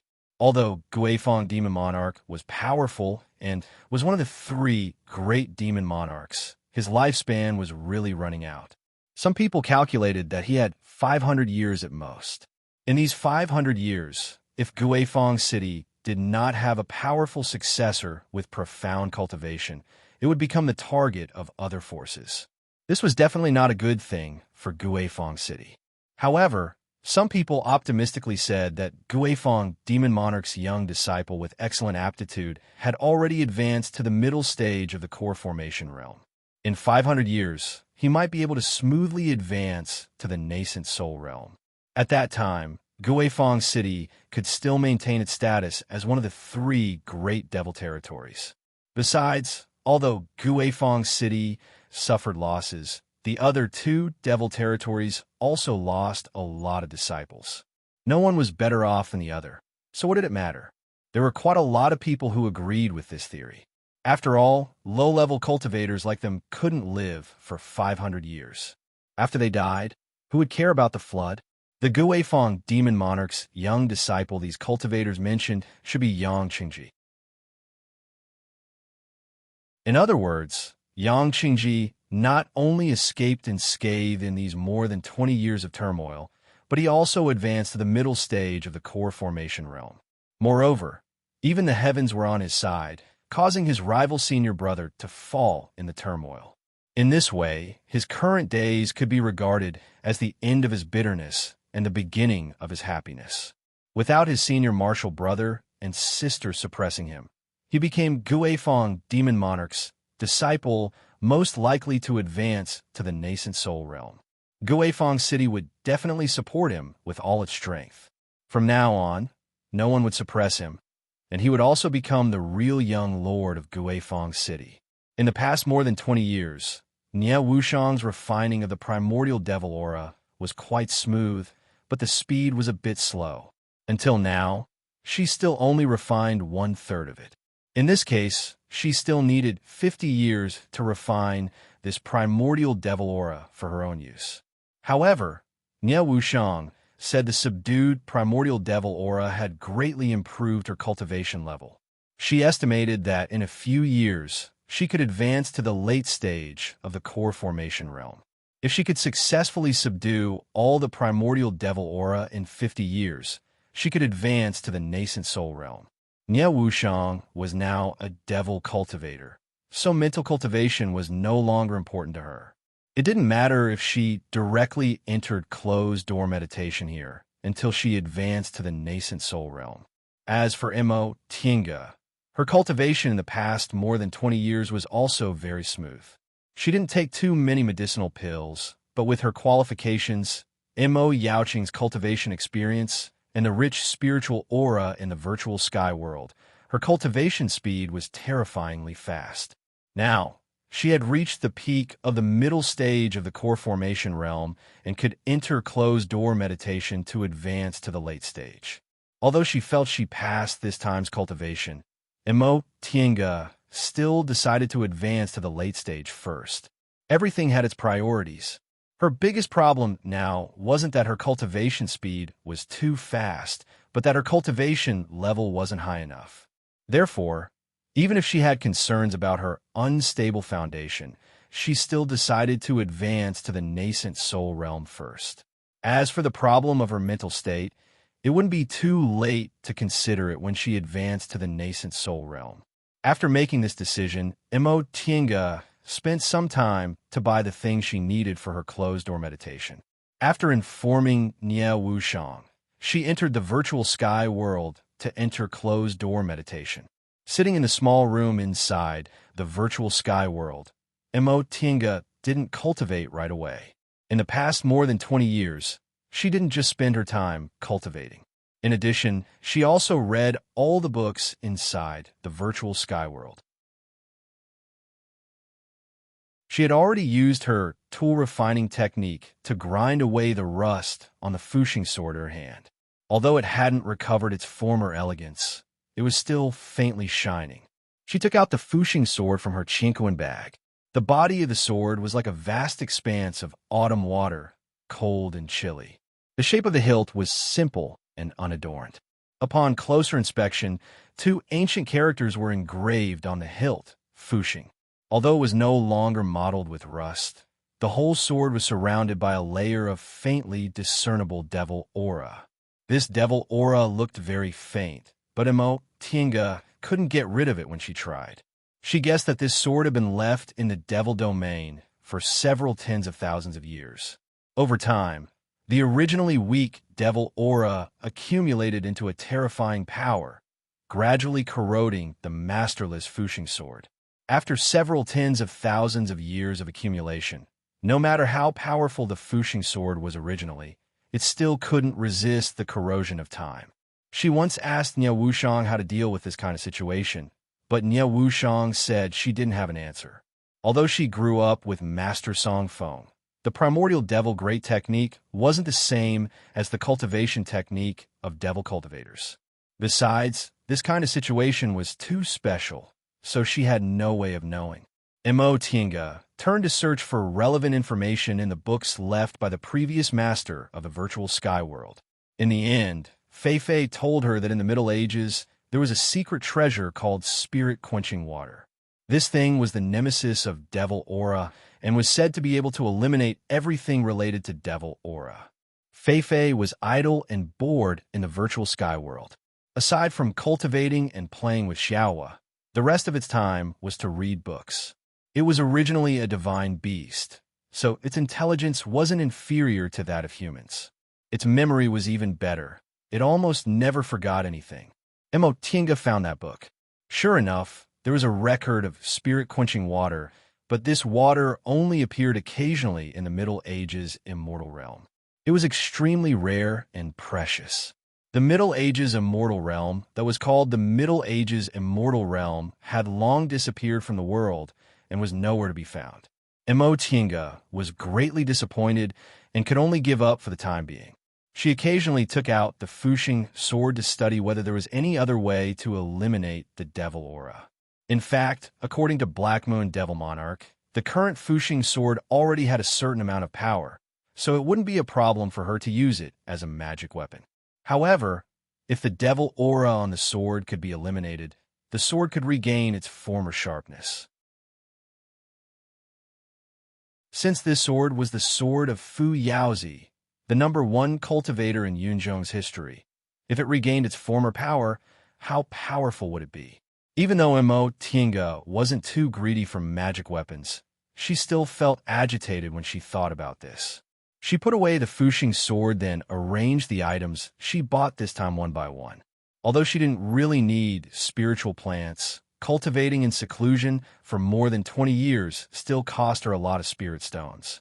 There were most spiritual plants in the virtual sky world, but there were always some ingredients that couldn't be found here, so she had to buy them. Formation tools, talismans, and so on. Although they didn't cost much each time, they added up to a considerable amount. This was Guifang's city, so Dao cultivators' things weren't cheap. In the past more than 20 years, Mo Tinga watched as her pockets flattened. In the past, she received a lot of offerings from the cultivation group, and Bishuan Court once again paid her several tens of thousands of spirit stones. In addition to the many Chinquan bags she picked up on Demonic Mountain and the belongings of cultivators she killed, she didn't take spirit stones seriously for a while. But even if she had too many spirit stones, they couldn't make up for so many years of not making any money. Moreover, the cost of reaching the core formation realm wasn't small. After realizing this, Mo Tinga began to plan carefully. As long as she controlled herself and avoided spending as much as possible. The spirit stones should be enough for her until she formed her nascent soul. Once she became a nascent soul cultivator, she naturally wouldn't need to worry about spirit stones anymore. In the end, she shook her head and threw these trivial matters to the back of her mind. She then tidied up the miscellaneous items, sat cross-legged on the praying mat, started to meditate, and began to breathe. During this closed-door meditation, she definitely had to enter the late stage of the core formation realm.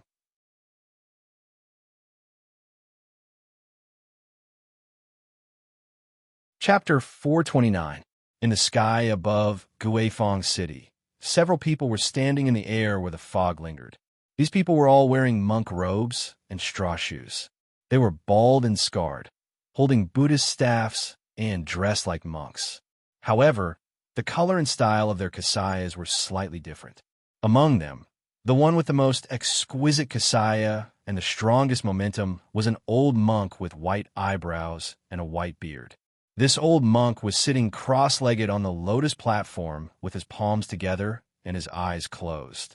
He was surrounded by other monks with Buddhist beads hanging in front of his chest. "Jueshin, is it here?" the old monk asked. When he asked, his eyes were still closed, his face was calm, and he didn't move at all. A middle-aged monk standing next to him lowered his head and answered, "Yes, master. I've investigated. The person we're looking for is here." The old monk nodded slightly. "Lead the way." "Yes," the middle-aged monk answered respectfully. Then he looked up and said to the others, "Junior Marshall brothers, let's go." Under the guidance of this middle-aged monk, a group of people hid in the fog and quietly sneaked into Guifeng City. However, none of the cultivators in Guifeng City noticed them. Even the city protecting restriction didn't move. At this moment, if there were high-level cultivators here, they would find that the old monk with a kind face was actually a cultivator in the late stage of nascent soul, and the disciples around him were all in the core formation realm. Emo Tinga opened her eyes, looked at her hands, and was overjoyed. With enough medicinal pills and 3 years of closed-door meditation, she finally advanced to the late stage of core formation realm smoothly. This speed wasn't fast, but it wasn't slow either. Before this, her cultivation level was high, but her mental state cultivation hadn't reached the realm where success would come naturally. In the past 3 years, while she cultivated, she used all kinds of panaceas to help her stabilize her spiritual aura and calm her mind. Only in this way could she smoothly advance to the middle stage of core formation realm step by step. For traditional Taoist cultivators like them, if their mental state wasn't strong enough, it would be much more difficult for them to advance. Unfortunately, many Taoist cultivators didn't understand this. Although they knew they had to cultivate their mental state, they didn't pay much attention to it. In this world, spiritual aura was scarce and cultivation was difficult. So many Taoist cultivators took the same path of cultivation as devil cultivators. They only pursued strength and didn't pay attention to mental state cultivation. Once she sensed the abundance of spiritual aura in her body, she stretched her body, then opened the cultivation room's restriction. As soon as the door was opened, Fei Fei ran in. "Ah, master, you really did advance."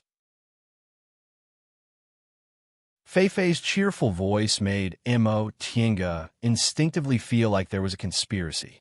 She asked warily, "What are you doing?" Fei Fei blinked. "No, I'm just saying." After a while, it wagged its tail and said, "Master, it's been 29 years. Mo Tienga understood what it meant. 29 years. It had been 29 years since they discovered that the South Pole Island had sunk. In other words, it had been more than 40 years since she left the Celestial Pole. The remaining time was less than 100 years. Although she accepted Wanderer Ziwei's task together with Taoist Fangzheng, with Taoist Fangzheng's cultivation level and lifespan, the possibility of him completing the task within 200 years was next to none, so she had to do it herself. Even if she couldn't do it, she had to return to Ziwei's Immortal's Cave in the Celestial Pole. Otherwise, even if Wanderer Ziwei suddenly became kind and didn't want her to die, it would be useless. 29 years. Mo Tienga sighed. Time was tight.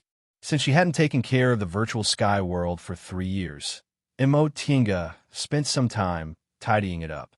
She first ordered the 2 stone sculpture puppets to tidy up the medicinal fields and then to repair the bamboo house. As for the 3 spiritual beasts, they didn't need her care at all. Xiaohua grew up here, so it was more familiar with the spiritual plants and medicinal fields than she was. As for Fei Fei and Xiao Fan, they already had spiritual intelligence, so she didn't need to worry about them at all. Afterwards, she left the virtual sky world. As soon as she stepped out of her cultivation room, the door of Nia Wushang's cultivation room opened at the same time. Sure enough, you made a realm breakthrough smoothly. Nia Wushang, who was sitting cross-legged on the stone bed, raised her head and smiled at her. Tinga looked at her with surprise. You also made a realm breakthrough. Nia Wushang was now in the late stage of the core formation realm. Her primordial devil aura had converged a lot, but her power had become stronger. Nia Wushang straightened her clothes, got off the bed, and walked out of the cultivation room. The 2 of them sat down casually in the hall. When we first met, I was in the late stage of the foundation building realm, and you were in the middle stage. My cultivation level was higher than yours, and I'm older than you, so how could I fall behind you? Tinga was stunned, then burst into laughter. You actually remember this. In the cultivation world, it was very common for the younger to have a higher cultivation level than the older. Very few people would judge their cultivation level by age, unless they thought highly of themselves and were unwilling to admit defeat. Tinga didn't expect Nia Wushang to be so competitive. I always have to find some motivation for myself. Nia Wushang said sternly, by the way, since you've advanced to the late stage, what are you going to do next? It doesn't matter to me now. It doesn't matter if I enter closed-door meditation here until I reach the nascent soul realm, but you don't seem to be able to, right? This was exactly what Tinga was worried about. She thought for a while, then said with a sigh, what else can I do? The turmoil in Yunzhong is almost over, so it shouldn't matter if I go out now. That being the case, I'd better go find Ling Yunhe. On one hand, I can collect my debt, and on the other hand, I can ask him for information. Nia Wushang nodded. That's a good idea. She then smiled. Have you asked around? Is Ling Yunhe still alive? This, Tinga also didn't know. In Guifang City, the news she heard were all mixed. Eastern Tang was, after all, a bit far away. Even if Jiyan's sect was the #1 sect in Yunzhong, devil cultivators didn't have much interest in its sect head. However, Ling Yunhe shouldn't be that unlucky, right? No matter what, he's the sect head of Jiyan's sect, and he's favored by the elders. He shouldn't have been sacrificed, right? Probably. Nia Wushang shrugged. She didn't care about Ling Yunhe. In any case, the debt he owed her wasn't very useful now. When are you going to leave? Probably. Just as she was about to say something, she suddenly felt a chill on her back. She and Nia Wushang looked at the door at the same time, looking vigilant. There's someone, Nia Wushang said in a low voice. Tinga nodded lightly, stood up, and completely activated the restrictions around the cave. At the same time, she spread her divine sense. They're coming for us, she said. It was very easy to distinguish this point. The cave they chose was very remote. Although there were other cultivators living in the surroundings, they laid restrictions and didn't receive any voice transmissions, so those cultivators were smart enough not to disturb them. But now, there were several auras outside that were heading straight for their cave abode. Among them, there was one aura that was even more shocking. Nascent Soul Cultivator. Nia Wushang also sensed it, and her expression was a bit strange. Why are there nascent soul cultivators? Moreover, their auras are extremely strong. They don't seem to be ordinary people. They lived with nascent soul cultivators all year round, so based on their experience, it was very easy to distinguish between the early stage and the late stage of the nascent soul realm. This person's aura was definitely that of a late-stage nascent soul cultivator. Moreover, his aura was deliberately restrained, and he was deliberately coming for them. Now, they wouldn't believe it if they said they were being too sensitive. As expected, those people finally stopped in front of their cave abode. Ju Exin, the old monk on the lotus throne, called out with his eyes closed. He didn't move at all. Yes, master. The middle-aged monk, whose Buddhist name was Ju Exin, answered respectfully. Without needing any instructions, he already stood out. Ju Exin stood in front of the cave stone door and said loudly, "Benefactors in the cave, we monks from Mount Baifu's Huayin Temple take the liberty to ask for an audience." The monk's voice wasn't loud, but his breath was steady. His voice was like a heavy bell, entering the ears of the two people inside the cave. After a while, there was still no movement. The monk spoke again. "Two benefactors, we are monks from Mount Baifu's Huayin Temple. We take the liberty to request an audience with you." His tone was neither hurried nor slow, but there was a hint of grandeur in it. A moment later, the cave stone door was finally opened. Two women appeared in front of the monks. One of them was black, and the other was white, a Taoist and a devil. Mo Tinga stood half a step ahead of Nia Wushang. Her gaze swept over the monks in front of her and finally fell on the late-stage, nascent soul old monk. She saluted him and said, "Greetings to Senior Buddhist. May I know why masters have graced us with their presence?" The late-stage, nascent soul old monk still had his eyes closed and didn't answer. Monk Ju Exin, who shouted just now, also didn't say anything. All the monks' gazes fell on the young monk standing on the side with his head lowered and his palms clasped together. The tall young monk raised his head, and his gaze fell on Mo Tinga. He took 2 steps forward and stood next to monk Ju Exin. Soon after, he cupped his hands and saluted Mo Tinga. "Benefactor, do you still remember this poor monk?" Upon hearing what he said, Mo Tinga stared at the monk with a slight frown. This monk didn't look different from the others. He was wearing the same monk's robe and straw shoes, had a respectful attitude, and was in the early stage of the core formation realm.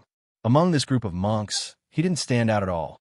However, when Mo Tinga looked at him, she felt a sense of familiarity. This feeling wasn't strong, which meant this person definitely wasn't someone she had a deep impression of. Maybe they only met once or twice, and it was a long time ago. Seeing that she didn't answer, the monk said again, 40 years ago, when I was still in the middle stage of the foundation building realm, I offended Benefactor in Sky Snow City. Benefactor, do you still remember? 40 years ago, Sky Snow City. Mo Tinga hadn't seen many cultivators in Yunzhong, and Buddhist cultivators were even fewer. Upon hearing what he said, her eyes suddenly widened. "So it's you." Seeing that she recognized him, the monk smiled. His attitude was still calm. "I am. It's been many years since we last met. Benefactor, how have you been?"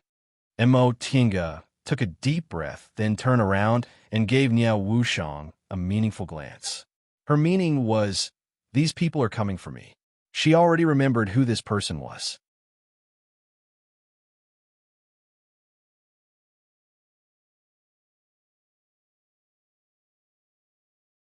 Chapter 430. Among Venerable Avidya's disciples, Jueshin was obviously the one with the longest seniority, so he was the one who spoke for Venerable Avidya. Upon hearing Mo Tinga's words, Jueshin said, "So it's Benefactor Qin." "Yes, we came to look for you. For what you said, I presume you know what we're here for." Mo Tinga said faintly, "I didn't at first, but I guessed after seeing your junior martial brother." Jueshin put his palms together and bowed. "Since that's the case, I wonder if Benefactor Qin is willing to return the original item." Mo Tinga didn't answer immediately. She first looked at Jueshin, then at Jueshin, who had his head lowered, and finally at Venerable Avidya, who had been smiling with his eyes closed. Venerable Avidya was a respectful title in Buddhism. Only nascent soul cultivators with extraordinary strength could be granted this title. Ordinary nascent soul cultivators were only called venerables. It seemed this Venerable Avidya had an extraordinary position in Huayin Temple. However, she was very curious. Since this Buddhist cultivator's Dharma name was Avidya and his eyes were closed, could he really not see? Looking at the situation in front of her, Mo Tinga weighed the situation and said, "Venerable Avidya, Masters, to be honest, if Master Jueshin hadn't come, I would have long forgotten about this matter. Now that I've met Master Jueshin, I know what happened that year was unusual. Seeing that Jueshin wanted to say something, she raised her hand and continued, I'm not interested in other people's sect matters. However, I believe Master Jueshin has already explained what happened that year to the other masters. Since that's the case, shouldn't you give us an explanation for the items you're asking for? Her words were neither servile nor overbearing. She didn't become submissive because of Venerable Avidya's power, nor did she admit that they were unlucky because they had more people. For a moment, the monks were speechless. Jueshin probably also felt it was inconvenient to answer, so he turned to look at his master behind him. Venerable Avidya still had his eyes closed and a smile on his face. This made Jueshin a bit uncertain. He turned back and said hesitantly, Benefactor Qin, this matter, Jueshin. Venerable Avidya, who had been silent, suddenly said, Let Master say it. Jueshin hastily turned around and bowed respectfully. Yes, Master. He then stood to the side. Benefactor Qin. Revered Wu Ming's eyes remained closed the entire time. His voice was neither fast nor slow. What happened in the past was related to the internal affairs of my temple, so it was inconvenient for me to explain it to you. I ask that you forgive me. This revered Wu Ming was a late-stage nascent soul cultivator, but he was actually so polite to a mere core formation cultivator. Mo Tinga was very surprised. Although she did not know much about Buddhism, she had been in Yunzhong for a long time. She knew that the rules of Buddhism were very different from those of Dao sects. Buddhist cultivators were very strict. Although the one with the highest cultivation level was still respected, they all judged right and wrong based on reason. It was also because of this that she had the guts to say these words in front of these people. However, she did not expect a late nascent soul cultivator like Reverend Avidya to treat others with such politeness. This made her a little embarrassed. Senior, Mo Tinga cupped her fists and said, Junior has no intention of prying into the affairs of your esteemed temple. It's just that you've come to my immortal's cave with such a great commotion, and you even want to ask for magic weapons, so you must give me an explanation. This old monk understands Benefactor's intention. Revered Avidya had a smile on his face and a calm expression on his face. Normally, it was my Huayan Temple's disciples who offended Benefactor first, so Benefactor is not at fault. However, Benefactor killed one of my temple's disciples and took away my temple's magic weapon, so this matter could be considered even. What do you think? Upon hearing what he said, Mo Tinga wrinkled her brows slightly. Just a moment ago, she thought this revered Avidya's attitude was amiable and didn't have the slightest domineering characteristic of late nascent soul cultivators. However, his words were rather thought-provoking. What happened that day was originally because two Huayan Temple's disciples schemed against her first. Even if she killed both of them, it wouldn't be considered a mistake. However, she didn't kill them all. Not only did she leave a way out for Ju Wu, but she also didn't seize his Qinquan bag. She only took away the magic weapon that schemed against her. She was already being merciful. That being the case, since this group of people came to ask for the magic weapon, they should apologize to her. However, this old monk said they offended her, so she also killed them and took their treasures, so they were even. This was a bit confusing right and wrong. Mo Tinga thought in her heart that a late nascent soul cultivator was a late nascent soul cultivator after all. No matter how amiable he was, he still wasn't willing to lose face in front of his juniors. However, this actually aroused her temper, and she couldn't help but want to argue with this revered Avidya. With that thought in mind, Mo Tinga revealed a smile and said, What Senior said makes sense. Seeing that she agreed, revered Avidya continued to say, Since Benefactor doesn't have any objections, could you return our temple's magic weapon? Ha! Mo Tinga chuckled. She stared at revered Avidya in front of her and said unhurriedly, Senior just said that two of your temple's disciples offended me first, so it's not wrong for me to kill one of them and take away the magic weapon, right? Revered Avidya nodded. Yes. That being the case, between me and your temple, there's no longer a problem of who owes whom, right? Revered Avidya paused for a moment before answering, correct. Emotinga smiled. That being the case, isn't Senior pressuring me by asking me to directly hand over the magic weapon? All the monks were dumbfounded. Even Revered Avidya didn't answer. After a moment of silence, someone among the monks couldn't hold back anymore and shouted, Benefactor, the inescapable net is our temple's precious treasure. My master asked you nicely for it, but you actually... Juehoe? Jueshin shouted, Master's here. You can't be rude. The monk glared at Emo Tienga reluctantly, then lowered his head to accept the instruction. Yes, eldest martial brother. After a while, Revered Avidya finally spoke. Benefactor, this old monk might as well speak frankly. Keeping that magic weapon in your hands is a disaster, not a blessing. If you hand it back to this old monk, at first glance, it might seem like you've suffered a loss, but when disaster strikes, you'll know what this old monk said isn't false. Emo Tienga remained unmoved. But if I hand this thing over to Senior, it'll definitely be of great benefit to Senior. Nevertheless, Revered Avidya said, Benefactor, if someone else came here, they definitely wouldn't be so polite. Emo Tienga raised her eyebrows, but in the next second, she smiled. A late nascent realm cultivator was a late nascent realm cultivator after all. Although he spoke politely, he didn't want to suffer a loss at all. The meaning of his words was clear. With my status and cultivation level, how could I be polite to you? You still don't know what's good for you? She naturally knew she had a hand over the inescapable net in front of a late nascent realm cultivator. However, she wasn't willing to keep it safe for someone else for 40 years, so she had to get something back, right? She sighed. In any case, Senior is a late nascent realm expert. Do you really want to be calculative with a small cultivator like me? Upon hearing this, Revered Avidya paused for a moment, then suddenly smiled. From a moment he appeared until just now, his expression had been benevolent and his words had been gentle, maintaining the demeanor of a senior eminent monk. It wasn't until now that he finally showed a little bit of humanity. With his eyes still closed, he said with a smile, It's my fault as a senior. Little fellow Taoist, what benefit do you want? Just tell me directly. From benefactor to little fellow Taoist, the way this Revered Avidya addressed her was undoubtedly one step closer. Emo Tienga knew her behavior didn't annoy him. In fact, he even had a little favorable impression of her, which made her feel relieved. Even though she was bold, wanting to ask for benefits from a late nascent realm cultivator she didn't know, she was still worried.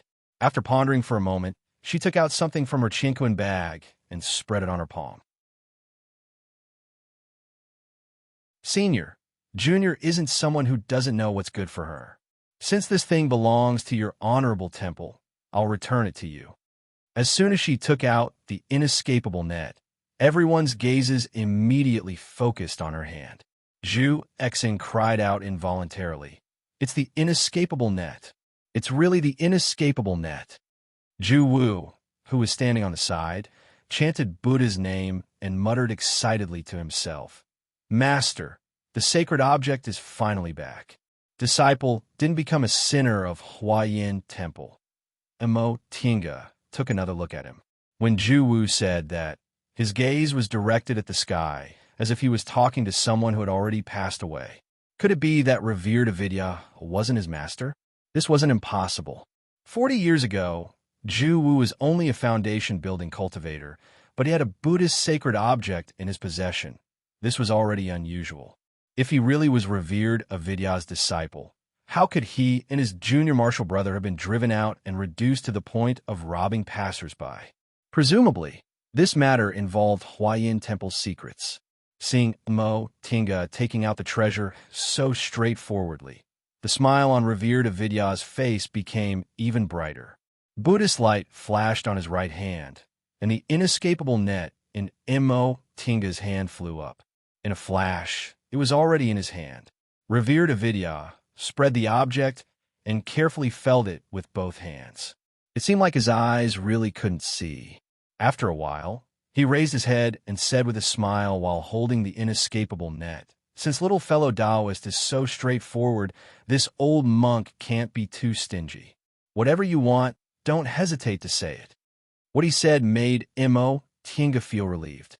Although this revered Avidya was somewhat astute, in the end, he was much more generous than those late nascent soul cultivators who use their power to oppress others. He didn't go back on what he just promised. She cupped her hands and said, Junior wants to exchange some information from Senior. Oh, revered Avidya's smile was quite meaningful. Although his eyes were closed, Mo Tinga felt a sharp gaze on her. Little fellow Taoist, you said before that you wouldn't pry into my temple's internal affairs, right? Of course. Mo Tinga's gaze fell on the inescapable net in his hand. She said calmly, What Junior wants to know doesn't have much to do with your temple. Revered Avidya was quite satisfied with her answer. He nodded and said, That being the case, just say it. She thought for a while, then said slowly, Junior once heard about the legend of the 5 saints in Yunzhou. Rumor has it that when the 5 saints passed away, they left behind 5 magic weapons, all of which were called holy objects. 2 of them were the heavenly devil pagoda and the inescapable net. May I know what the other 3 are? Revered Avidya paused for a while, then said, This question indeed has nothing to do with my temple's internal affairs, so I can answer you. The other 3 holy objects of the 5 saints are Saint Guazian's soul-restricting bead, Master Zhou's nameless book, and Fuyazi's Fuxing sword. Mo Tinga took a deep breath, then asked, Rumor has it that these 5 holy objects can open the mysterious space in the sea of returning ruins. Is that true? Upon hearing this question, revered Avidya smiled slightly. I can't answer this question accurately. I can only tell you that the 5 holy objects have other uses and are also related to the sea of returning ruins. But whether they're used to open the mysterious space or for other uses, I don't know. After a pause, revered Avidya asked again, Little fellow Taoist, do you have any other questions? No. Mo Tinga bowed respectfully. Thank you for telling me, Senior. Revered Avidya smiled. He was about to say something, but in the next second, his smile disappeared and he looked up at the sky. At that moment, Mo Tinga heard a deep voice coming from the sky. Old Monk Avidya, why didn't you say hello when you came to my Guifang city? That you're tuning in to the Romance Rendezvous YouTube channel. We're so grateful for your support, and don't forget to subscribe to join us on this incredible journey through captivating stories. Your generosity through donations truly makes a world of difference, as it's the primary source of revenue that allows me to expand and enhance this channel for you. Thank you from the bottom of my heart for being a part of this adventure.